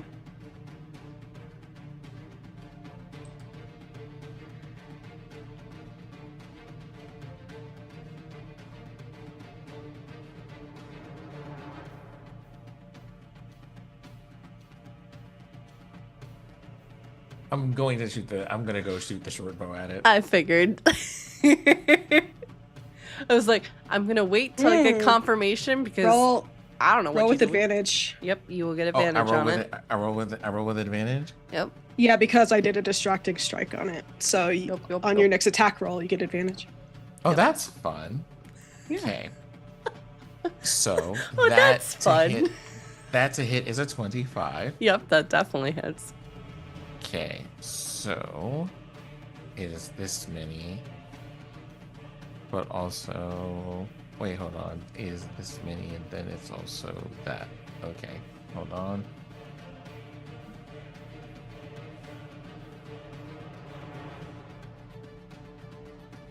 Um, 30 damage. Okay. What does it look like as you are hitting this thing? It is still up, but barely. There is just me looking at Deodora, just kind of disappointed because, like, why can't these things ever be simple things? As I pull out this purple and silver tinged bow and shoot an arrow from it. Okay. All right. I imagine Rory like says like, why can't these things just be simple? And like as he's saying that, pulls out the crossbow and like without looking at the creature just shoots it in the face. Just like completely kind of just over it. That is actually the vibe. That is exactly the vibe. Yes. It's giving ADHD moment real quick. It's giving Arnold from Magic School Bus. So please could this be a normal field trip? And just like, no. It's like, do you know whose class you're in? Yeah, dude? do you know? What do you mean? Incredible. Anything else you wish to do, Rory? Nope, that'll be it from me. Okay. Thanks to the loveliness that is your entire team, but especially Astani, you see this creature slowly lets itself drop from what remains of the Acidian gate, landing on all fours. And yes, Theodora, you will get an attack of opportunity, as because of the channel divinity that you did, it is going to try and leave. Oh, I mean, I get attack of opportunity anyway because I got Sentinel feet, baby. Yep. Nobody can escape me. Okay, I'm gonna use inspiration because I definitely didn't hit, but I can. I'm like just there. Yep. Oh, sick. Okay. Oh my god, that's a 23 again. That is my number. go. That's my number today. All right, and go ahead and roll I damage. mean, it's dead. Like, even like. Let's see how much the overkill without is. adding without adding my modifier. But it's 19 damage. Yeah. What does it look like as you hit this thing? As you literally see it starting to just slowly turn and stretch forward, like it's about to step away. Is about to step away. Okay, I know like the top of it is like 160 feet. Mm-hmm. How high up is its belly? His belly is about 80 feet above you. Okay, great. Since I get to have a dope moment right now, I think as it's turning away, I like jump up in the air and then blink up to its belly and slice it open.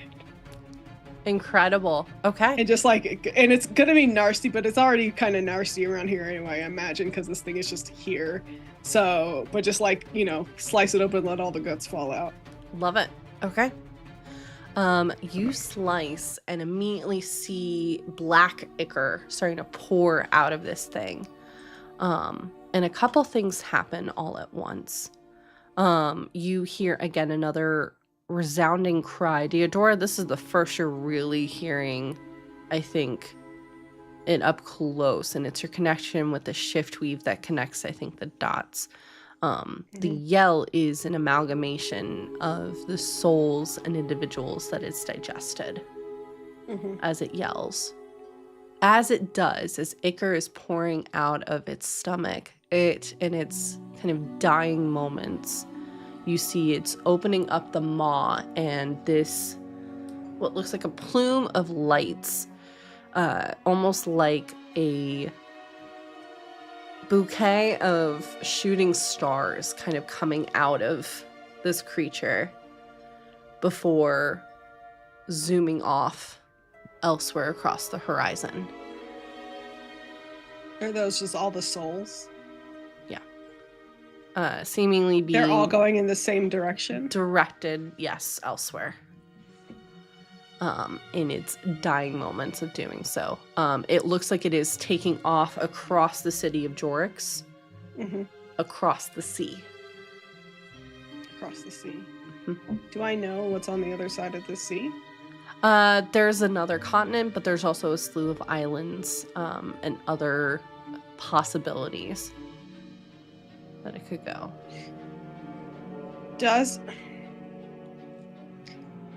No, that wouldn't be the case. I was going to ask if it's going in the same direction as that blood marble, but I think the blood marble is going in the other direction. Correct. Right? Yep, Okay. the blood marble was not taking off towards the sea, was taking off towards, looked like another Jorix district. proper. Yeah, Yeah. Jorix proper. Okay. Yeah, so I think I just kind of take note of that until I can't see that light anymore. The creature itself collapses onto the ground. You can slowly see the rest of it coming apart into mounds of flesh and almost like this tar mud kind of material as it's slowly corroding away. At this point, Sparky and Tinyal will also arrive. At this moment, you can see several Crownsguard are like one checking the vicinity, making sure individuals that were sheltering in place. Luckily, most of the townshomes and markets that were in the vicinity largely untouched. This thing beelined for the Acidian gate and was squared solely on that. But you do see the path that it took in that level of destruction. And it's because along the streets there's just a patterning, almost like flowers in a field of bodies that trail backwards. You can see rising smoke in the distance too, probably from where the rest of the Acidian gate, the top portion, had been hurled as well. Tyneal, you can see immediately is getting swarmed by Crownsguard, his sergeants, his lieutenants that are kind of looking to him for direction, and you can see immediately after getting off of Sparky is starting to do that. Yeah. I think I will also kind of step in and be like, back off. Check to make sure civilians are okay. Check to make sure everybody here is okay. You don't need direction, just do your job. And you kind of see they all step back a bit caught off guard before immediately starting to because she's looking at them as like, why are you turning to Dad to get, like, it's obvious what you need to be doing right now. Like, what do you mean you need him to give you fucking instructions? Get the fuck out of here. Theodora and Rory, you see at this moment as well that Sparky is not only just has been carrying Tyneal, but tied to the side of Sparky is a black-robed individual. They appear to be dead.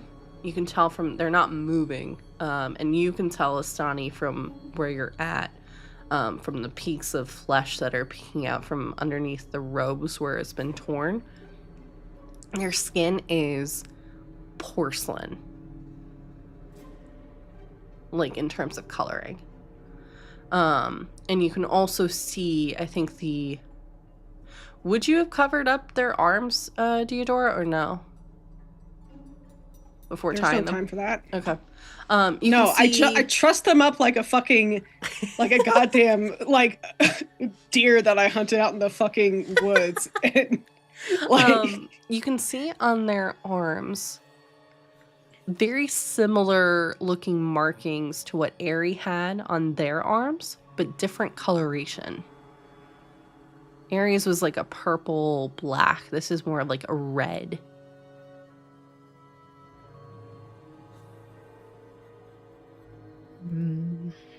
They note this. They're at this moment just, same as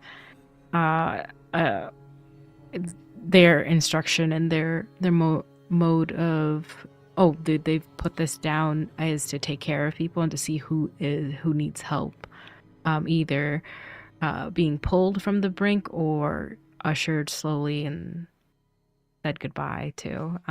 But when they notice this, they will delegate that to nearby clerics that they see before just an inquisitive look over to Theodora as if to say, "What have you brought us?"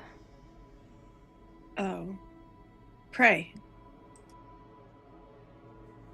Right.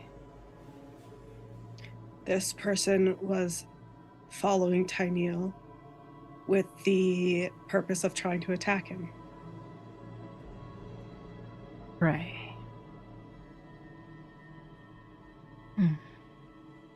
And they will go over and, without touching them, would like to do medicine or something to understand its last moments, why their skin is that porcelain, just to get a full understanding of what is in front of Wasani. Sure. Oh, I think while Astani's doing that, I will take the weird pebble out of their fucking pocket and hold it up to Rory like, what is this?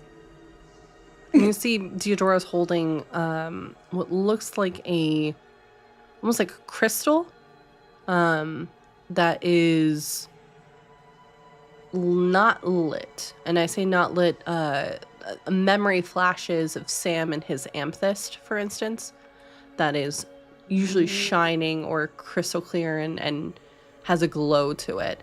This is dulled. I would say based off of your passive, there was a charge of sorts that was used, or this crystal was active and now it is inactive. Can I roll an Arcana to see what this crystal would have been used for? Sure. And Astani, if you want to do medicine or Arcana, either are fine. Dead ass. I was like, I don't think I picked up there was a crystal, so I'm like, it's just a fucking rock. It looked largely like a rock. It's just like a fucking river rock that you put in your goddamn garden, bitch. It's like those crystals that haven't been shined or polished. It's like, it's a rock. Yeah. It's a fucking geode. You gotta crack it open and see what's inside. Charlie Brown Halloween. I got a candy bar. I got a rock. 25 for Rory. This seems to have been some kind of anchor of sorts to allow for almost like an extension of magic to be used. I don't like this, and I feel like we have a bit of time, so Rory uses Mage Hand to hold the crystal aloft from the ground and starts drawing circles, geometric shapes, and then lining those geometric shapes with equations. Okay. To use as a ritual the Identify spell. Okay.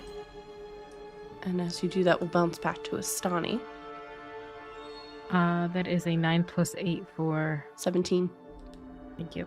And what was it that did you end up deciding between Arcana or Medicine? Medicine. Okay. It looks like this individual has been completely drained of blood. As they're figuring that like out, they're just holding like an arm limp and letting it drop. Mm-hmm. Oh. Not like a vampire. There's no bite marks or anything like that. Mm-hmm. I will say with a medicine check too, you do notice something familiar. On their stomach, it looks like there are 2 scar marks. From at one point, it looks like arrows had been shot in and then healed. And you also get a better look of this individual. They have red curly hair, eyes that are kind of dulled now, but brown, largely. And the individual themselves looks like they're in their 40s. But yeah, they have blood remaining on them, but it's dried, old, and largely not theirs. They're just going through, and you can, for sure, both of you could hear them muttering this. Unlike their speech or their way of, or language, after being part of the temple, they're strict. They're just like, subject appears to have blood of unknown origin, not their own, and they're just like putting everything in as their like healer mind comes in, and they're trying to figure everything out logically. But they put that to rest and like put the clothes back, like adjust where the scars were on the stomach, and we'll start searching for anything else. Yes. We'll start to search for anything else that they could note of like importance, or that Osani would know of. They have been a healer, someone who pulled people out from the brink before and now is part of the Veil. A lot of their information is specialized. Mm-hmm. They're just trying to grasp at something like and understand what's in front of them, and like, why were they following Tyneal? Like, what was this reason? Sure. You are focusing on that as we will pan back to Rory. You focus in on the identify spell. And after a few moments, I think a memory comes to mind when you were first building earlier versions of Blackstone's body, trying to find some kind of mineral or stone or crystal to use as some kind of conduit to be able to allow for your psyche to expand into them while also being in your body as well. This is a bloodstone. This is an acts almost like a rune, where someone is able to spill their blood, and the range of a spell in this case looks like some kind of blood weaving, or we'll say, yeah, I'll leave it at blood weaving. The extended area of that, as long as this individual was carrying that rune, it allowed for that spell to be active and keep that range. So what would normally be maybe controlling, since this blood magic, controlling an individual within 100 feet, this could almost create a limitless ability as long as that rune is on that body. And as soon as that severance was kind of cut, the crystal became obsolete. The rune, non-active. And you can see it is largely black because it is so dull, but in certain lighting, which you do get every now and then because it is still raining, it is still thundering above. As another line of lightning shoots across the sky, there is, for a quick moment, you can see almost very faintly in the very center of the stone is that kind of blood red color, which is derived from the name. Theodore, what color was this when you found it? That color. I took it off their dead body.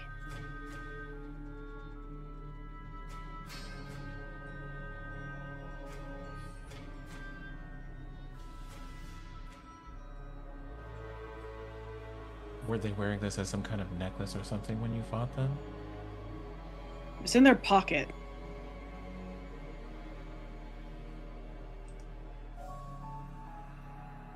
This doesn't seem like the kind of thing that they would keep in a pocket, which probably means that they took it from someone. This thing is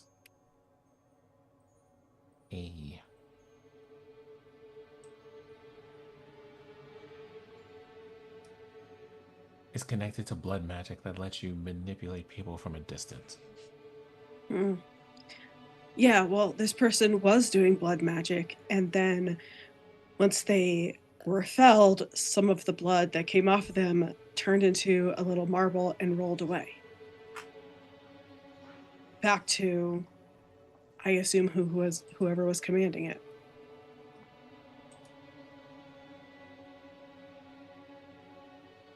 The subject's completely removed of blood. Probably a part of how the ritual works. Oh, and I don't think most of the blood that came out of them was theirs. No.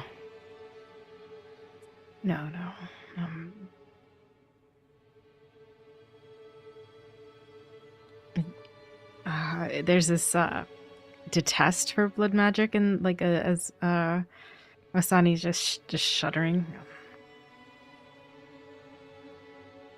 Do you think that it could have been created using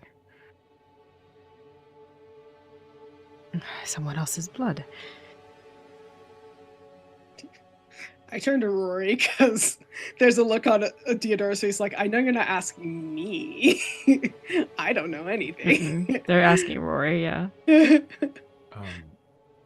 It's very possible that I'm not sure what the ritual of it is because, well, quite frankly, I think it is an unpleasant practice to wield someone against their wishes. Well, magically or otherwise.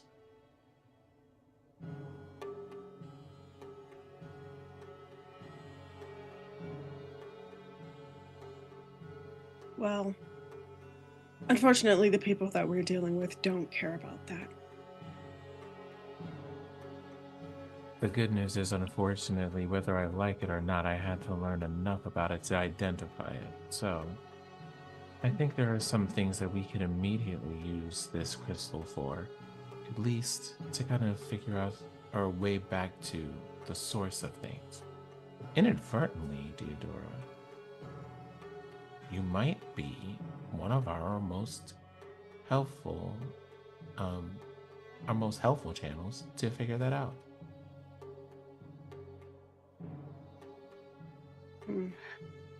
There is this Maybe. more ponderous look on Rory's face as he goes, well, the language of the Shadow Weave is history, Yes. primarily speaking. And most things, even the smallest inanimate object in this world has one. And we might be able to find a way to apply the Shadow Weave to find out where this came from and how it got here. I think Deodora will say, yes, I can do that. But also the bead went that way and just kind of points to like Jorik's proper, like it went somewhere in the city. Mm-hmm. And the souls from that creature went towards the sea. Osani, I think that might be something that you would be interested in knowing. The thing I I would. would be interested in knowing is, what did those souls look like? They all seem to be pulled in the same direction. As if called back. Same with the bead. Could I do a spirit or history, something that Osani would know about the movement of souls if they were moving together in that fashion? It doesn't feel like they have. Yes, you can. That is, what is it? I'm going to use.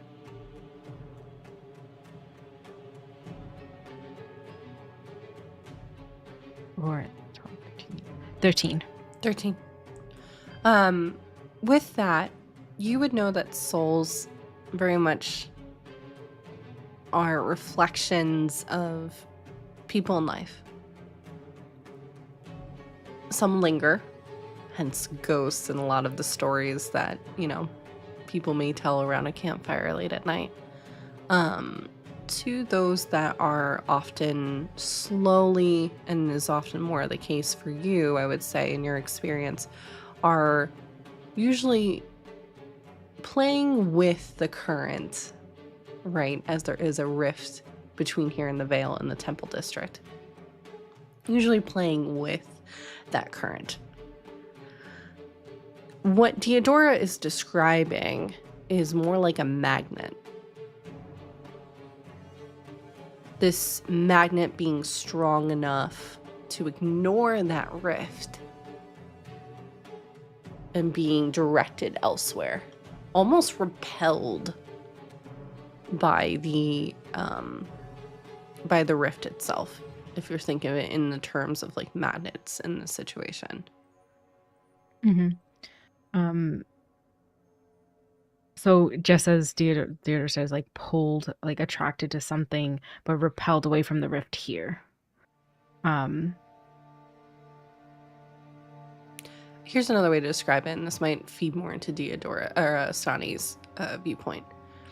I said kind of playing, and that feeds into the Vale's kind of thought process too. With up north, there's the Citadel.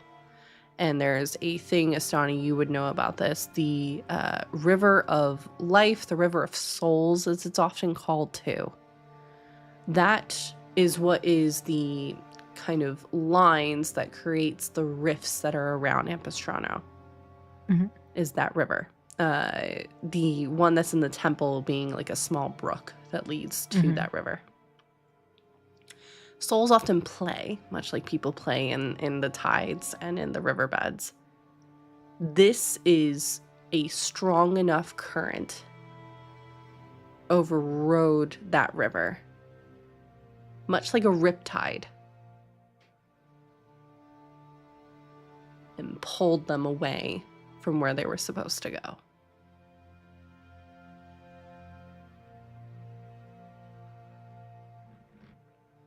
Okay. Just to kind of That flavor it a repel. little bit more to what Mhm. Astani would probably know versus magnets, for instance. Yeah. But just so that makes a little bit more That's- sense. That is helpful because the next course was that there must be something attracting them like a magnet. So that helps with what exactly is happening. Yeah, they were put their thoughts out to Deodora and Rory as to explain it in their terms. This is they didn't let the waves of the veil pull them. This is something else entirely. So I want to see where they went. I want to follow them. I want to watch the current. Unfortunately, I think I may have an idea of where they went, and you will find that thought rather unpleasant. Does it deal with more blood? Well, summarily speaking, no. Rather, the void. Hmm. Very unsettling. But There was an entity that we were made aware of some time ago. That was pulling souls even away from the veil, many of them hanging like constellations or stars in a constellation in the sky and being pulled toward a single point on a distant horizon. I imagine that this may be more of the same thing.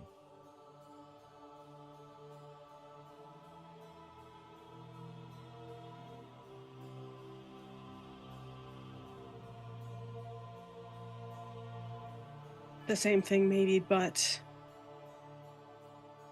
here on this earth. Maybe whatever's controlling the creature in the void or feeding it. And now we have reasons to be concerned because we had to deal with creatures like this one. And that creature, well, discovered just before you arrived, Deodora, that this is a creature that absorbs spirit energy. And I imagine that this will not be the last such creature that we run into. I mean, hasn't that kind of been most of the things we've encountered so far? Yes, but a bit different. At least the use of spiritual energy on them had some kind of impact at some point. Or they absorb energy in general, like arcane magic and things like that. This creature was something of a different kind. At the very least, it's not immune to more simple forms of damage like arrows and swords and whatnot. However, I do wonder what other skills or talents we might need to develop in order to deal with things as we get closer to whatever the source of this is. oh, you mean the more and more they were killing, they were just growing in vitality and in spirit and Well, the essence of what we're dealing with is, well, things that consume essences.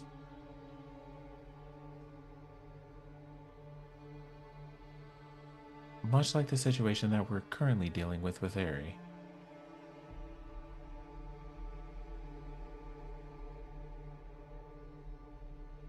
that it was It was forming itself parts, as if it was hungry. And if we're going to face more of these, then either they're being created and starving, or they exist somewhere. You said it well, was. It is a bit of both of those things. When a soul is souls can be left to do various things, to move on, to stay, and much like anything else, some souls are, satisfied and go about their days, and some of them, if they are hungered enough, become that creature.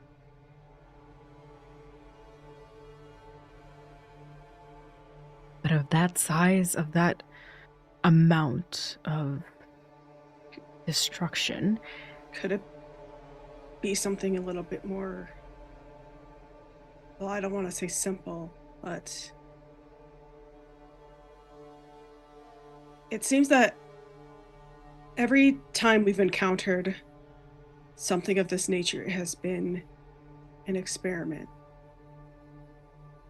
Perhaps this was also an experiment to try to bring the void into our world. a This thing little was bit hungry. of that into here. Yes, that is exactly what I'm thinking as well. Give it a physical form. Maybe this was just an experiment to see how that would work. Because this thing was all hunger, just like the void.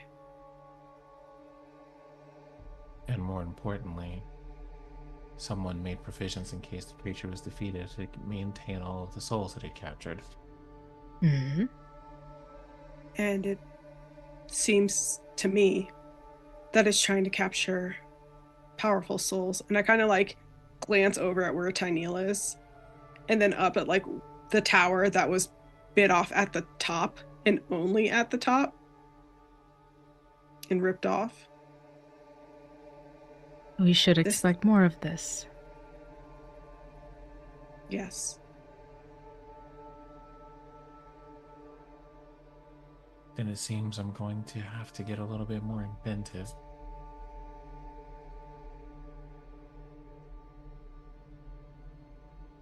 And we need to.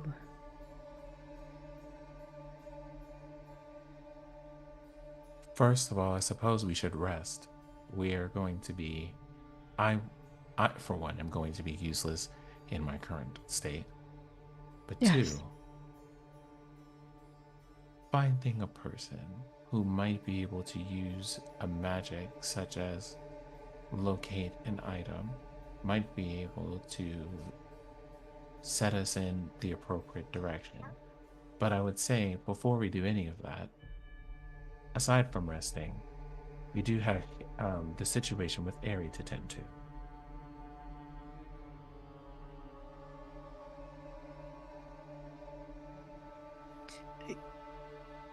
I think you see a bit of panic on my face for a brief moment.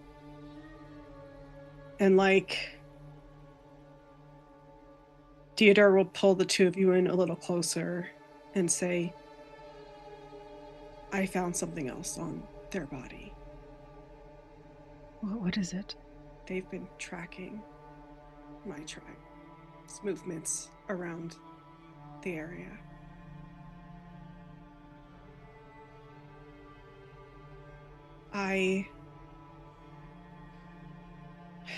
We should take care of Aerie, and then I need to take care of this. I can't keep letting other things delay me right now. Understandable. But that being said, and this is where Rory, for whatever reason, very much out of place, has a smile on his face. Your people are a fairly hardy people physically, are they not? Depends. We come in all shapes and sizes. And constitutions.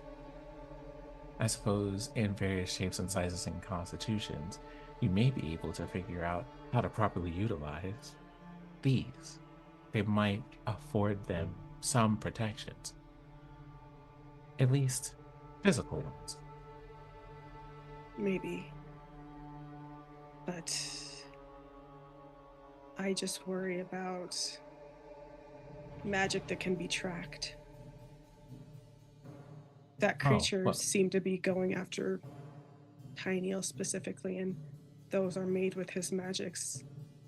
Well, we're talking about well, I suppose we have a couple of things that we can do, and hopefully you will forgive me for rambling on. However, this is the kind of nonsense that I have to think about. So, we have a couple of options.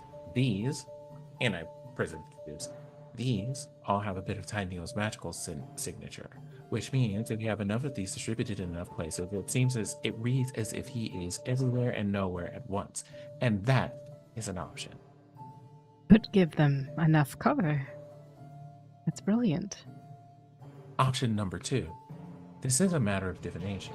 And since it is a matter of divination, that also means that there are countermeasures to divination. That's how you magically track people anyway.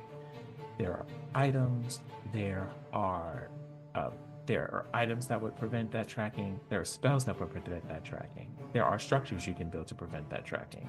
There are materials that will prevent that tracking if Tyneal wears them. Personally, my preference is a particular type of ring that prevents people from being seen or observed unless they specifically will to be seen or observed by magical means. That one may be difficult to find, but I believe given our adventures, we may be able to call in a favor. And I think I know exactly which one or maybe 2 people to ask that favor from. Well, I will leave all of that stuff in your capable hands, because I wouldn't even know where to start. Well, I suppose I would start where all of these things would start. Where the mages are. Jorix has a mage school. It is one of the first places that Blackstone took their adventures. So I suppose we will start in that place. Theodore gets fucking flashbacks to Philippine and the magic school there. Just a PTSD war flashback.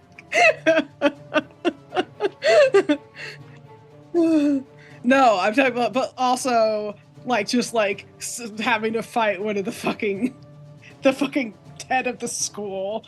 Like this is some kind of young adult novel. The head of the school or like the school gate because it's actually a dragon. Yeah. So it's just okay. I will take care of the academic visit. From what I've gathered, it hasn't been the most pleasant of experiences for you to go to those places.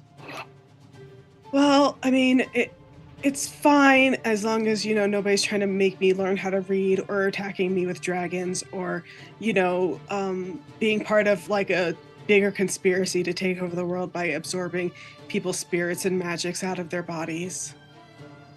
Stuff like that. If that's what school is like, then I'm glad I never went. As an adjunct professor, I would have to tell you, no, it is not. School is for a completely different set of things. That particular person was just evil and deserved everything that they got. I'm not saying like it is soul sucking though. It's just Not wrong. Okay, well I will take your word for it, but I think maybe I'm more useful elsewhere than at a school. Okay. I will be honest with you. I am loath to see us separated so soon after gathering. Oh, I mean, we don't need to do it now. But like I said, I do need to. I need to go home. And we need to prioritize that. Is there I some way agree that we are shouldn't able to help you? separate. What was that? Oh, I'm just me wondering if there is some way we could be of assistance to Theodora at the moment. Yeah, I agree. If you are worried about the tracking, and they are tracking this, then we should prioritize this first. Secure where they are, understand what's going on. And if they are someone, like, if they are of importance to our, and they're looking at the body that's next to them and just gesturing to pray, then we need to secure them and protect what we can. Yeah. From there, we should go towards the school. I will join in that. I haven't stepped back into that field in a long time, and I don't know of it, but I will be the best assistant you need. If you guys don't want to separate, then I will go to the school with you, but let's take care of the things we need to take care of first. Agreed. Tyneal said that the map didn't seem to be current, but maybe they just didn't have time to update it. Who knows? After everything that's happened in the graveyard district, and Pardon, didn't seem to be current? Yeah, what is Is that what you said? he said that the location that's marked as that looks like it was last marked on the map isn't where they are now.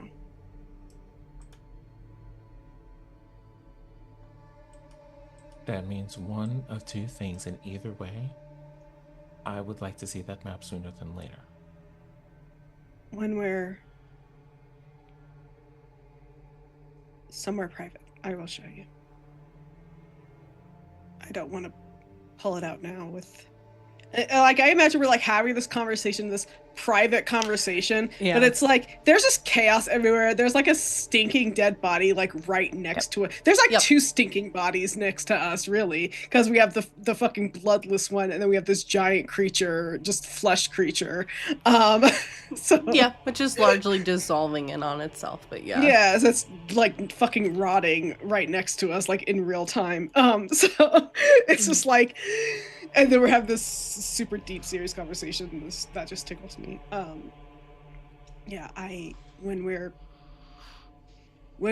in a more private location, and after I've made sure that Tyneal is secure, I know he's capable, but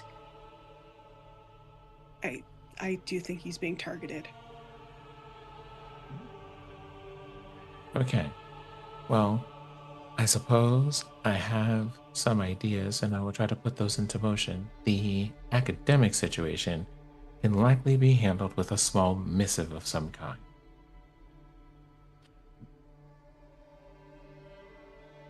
Simply said, we can... What we might be asking them to do may take time, and if it does take time, that meeting could honestly be an email. I don't know what email means, but yes. I agree. Yeah. Like, whatever you say. Yeah, Sani's just nodding. I understood. Okay. I think I'll see about making myself somewhat useful to the people here at the Acidian Gate, if for no other reason than the fact that I don't think we'll be able to get any rest unless we do. No, that is my work as well. We will help in what way we can, and the moment we need to also rest, we will take it. Oh, would you mind a hug, by the way? Immediate, like, turn around. Thank goodness. All right. And then just, like, lowering down to everyone. I don't know, possibly Theodore's pretty tall, right? No, Theodora's the shortest one. Theodora's like She's got tall like, energy. She's got She very has tall tall- energy. She's tall bitch energy, but she's like 5'3" or something. They will just still come under to like have everyone together in a hug and like come like gesture to like, yes, I would love a hug. just hugging your like giant like horse thigh, your horse quad.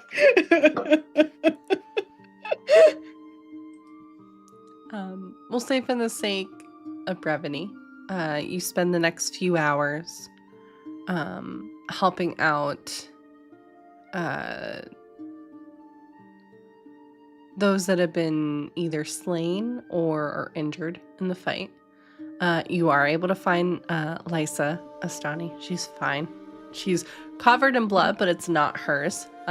She has been heavily like sneaking in and then sneaking out of the fray, just trying to help out. If Astani knew that for 1 second, how well is she hiding this? She was doing pretty well, I will say, because I was rolling to see if you would notice based off of your passive perception. She was passing each time. It's an 18. So, Yeah. Okay. So they're just like, oh, is this your... Okay. Wait, how did you get this?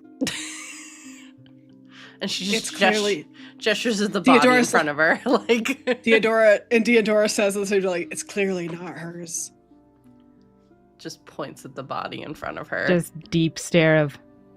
Answer the question. If this is not hers, then like to Lysa, like, then where did you get it, Lysa?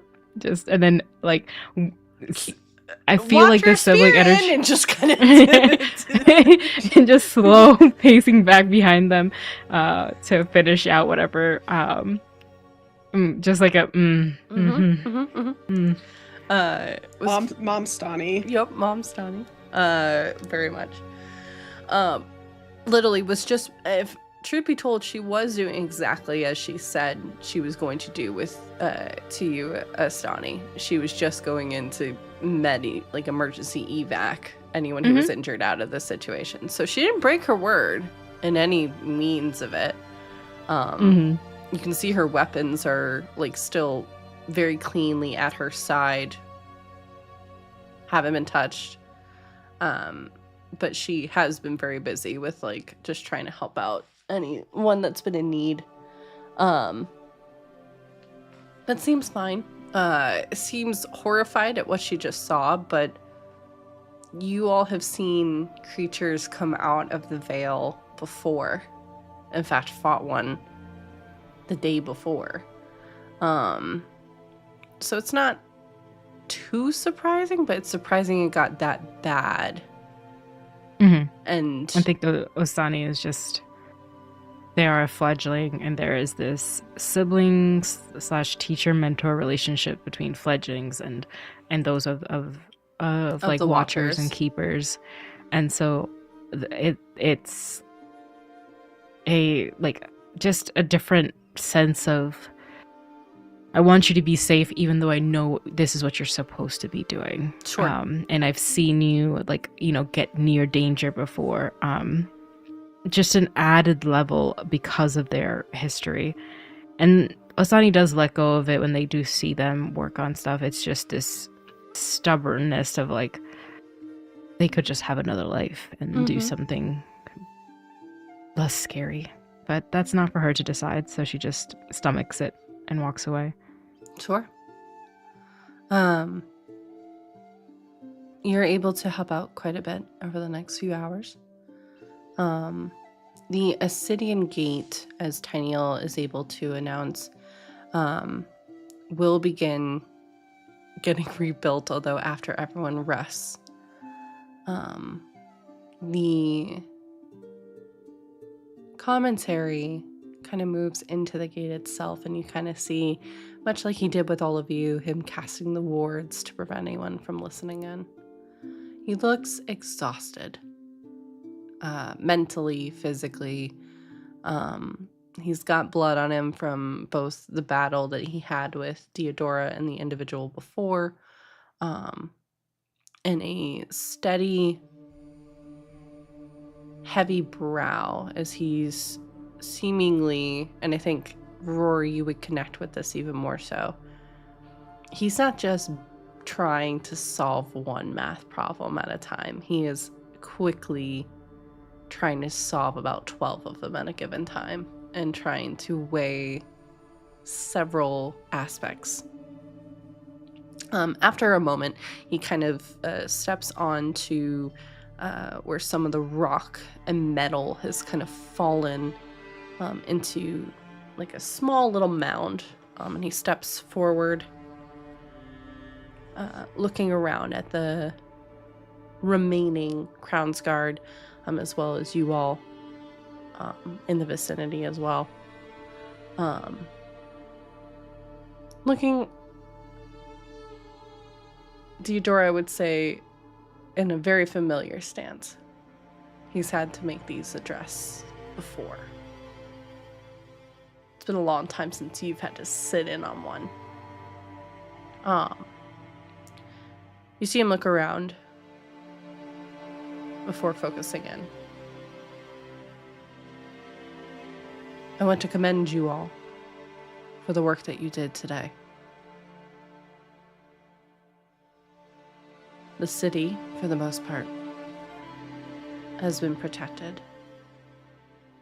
We've been able to, through our reconnaissance, locate where and he kind of looks upward for a moment, rest of the Acidian gate was thrown. And it looks like it was thrown into the vicinity around the grotto, just missing marking place. A number of homes were destroyed in the process. More lives lost in the process as well. Of the civilian lives lost today, approximately 45 were lost.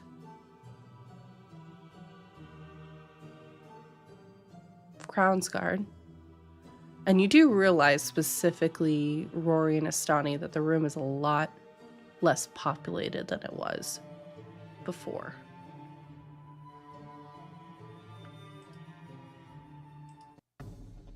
Immeasurable. Sorry, I'm trying to find, there we go. Any kind of music that'll work. Immeasurable. And we feel each of those losses. I can't say how this happened. I don't have all of that information just yet. But believe me, we will be doing a thorough investigation, not only into how this happened, but where this is all stemming from.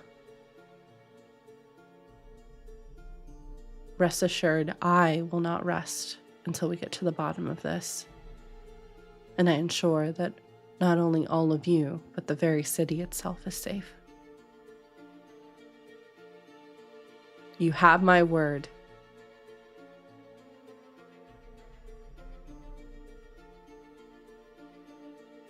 Take the time that you need to. Take care of yourselves. We will come back from this. This tower, this structure, can and will be rebuilt. Not only because we will come back stronger, but this is another defense of the city. They sought to try and destroy us, and they failed. And while, yes, he looks at Theodora for the briefest of moments, at Astani and Rory, we won the battle, but this is not over. Tread carefully, for we don't know who we can trust right now, who we can't. I will be speaking to a number of individuals about the steps ahead. But stay with your groups. Go to your homes. The curfew kicks into effect tonight. And you kind of hear a gasp around the room for a moment.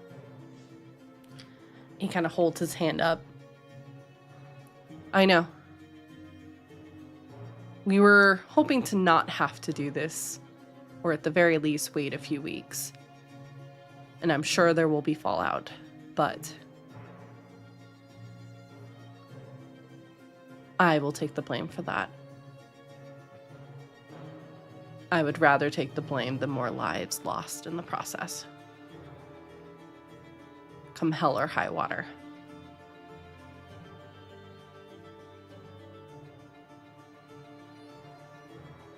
Rest as well as you can. I can't tell you to rest easy, for I know I won't be. But we have clerics on hand if anyone needs to talk to anybody. The Temple District is also nearby. And I've already contacted them. They will be sending more representatives over. And if anything looks out of place, strange, I don't care if it's something big or something as tiny as a fly, please let us know.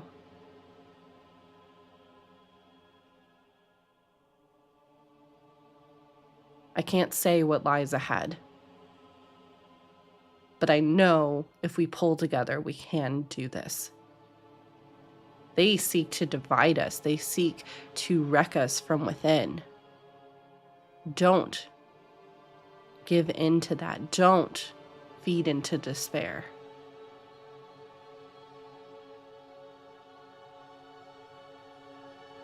We will get through this. And you kind of hear a smattering amongst the crowd after a few moments after he kind of finishes of like murmuring. And then towards the back of the room, the very entrance of the Acidian gate, you hear a very slow, I can't do it because my hands are in the braces right now, but a very slow clap. Yes. Is it like a genuine clap, or is it one of those sarcastic ones? Very sarcastic ones. As at the very entrance of the Acidian gate, slowly getting off of their horse as they continue to slow clap. Mm-hmm. An individual stepping forward. Green skin, eyes trained on Tiny the goblin guy. And that is where we're going to end today's episode. Oh, Theodora's going to get to another fight. I can already tell. And guess what, baby? She didn't take any damage, so she's at full fucking health with a temp HP right now. Hey, make sure you. I just want to say, make sure you get really close to him before you eat that cube Rory gave you. That is where we are going to call it for today, y'all. Thank you. I know we went a little bit long. We also started late, so I think it kind of measures out in all way, shape, or form. So thank you so much. It's been, y'all, I am so happy we're fully back. It feels so good. I enjoy our one-on-ones, but it's just, there's something magical about this table. And I know I say it every week in our Stars, Wishes, and Feels, but I am truly, truly blessed and honored to share this table with all of you, and for all of you to be watching and cheering us on. So thank you so much. I am going to go ahead and we're going to do our outros, where you can find and support us, and we'll be back next week as well. So yeah, we're going to start with Sin. Now, why would you do that with all the noise Because happening you over look here? so Hi. cute. You look so cute. Hi. To be fair, we don't hear any noise. We don't hear anything. Yeah, we don't hear anything. Nothing. I've been your resident he-they, playing your arcane trickster, inventor, blacksmith at this point. Rory, who is very excited to talk to, who is listening to this very serious thing, but is also kind of really wanting to nerd out with Tyneal about these little cubes and about ways to apply them and help people with curfew, and it might turn into actual whistles. So that is a thing. As far as where you can find me, I haven't been here in a while, but I'm here on Twitch. I'm also on Blue Sky, or Black Sky rather, if you want to find me there. Cinziak in both of those places. And of course, here with the lovely crew that you see of Ampistrano, and on the Major Linux channel on Thursdays, where I yell at the tech and gaming industry because they never stop giving me material to yell at them about. Yeah, makes sense. We are going to jump over to Maz. Hello. Hi, everyone. I'm Maz. I am online next Tuesday for Catchy Cantrips. You can find me there playing the last adventures of my like free-run inspired character, Mo, as she travels the world for one last time. But other than that, you can find me here on Twitch with Mozzarella. I'm usually on Thursdays, Fridays, some Wednesdays, depending on timing. And then on YouTube, a lot of stuff is going on out there. I will have my next solo TTRPG coming out in about 2-3 weeks, I believe, if I have that right. So that is going to be all there if you want to check out cool things there. But yeah, I'm so happy that we were here and we get to play. This was incredible. Can't wait for next week. Yeah. And last but not least, and I will do the command as well. Fair. Hi, I'm Farron, your forgotten player. Okay. Hi, I'm Farron. I've been Deodora Shadesun. You can follow me on socials at Fairbear, Blue Sky, Instagram, TikTok, and here on Twitch. I hope to return to streaming at some point when life stops fucking me, you know? Yep. You can also follow me over on Dibbles and Dice channel Wednesdays, 8 p.m. Eastern for Philly by Night, The Monster Within, which is a Vampire the Masquerade campaign. So if you like my shenanigans here, I think you'll love my shenanigans over there.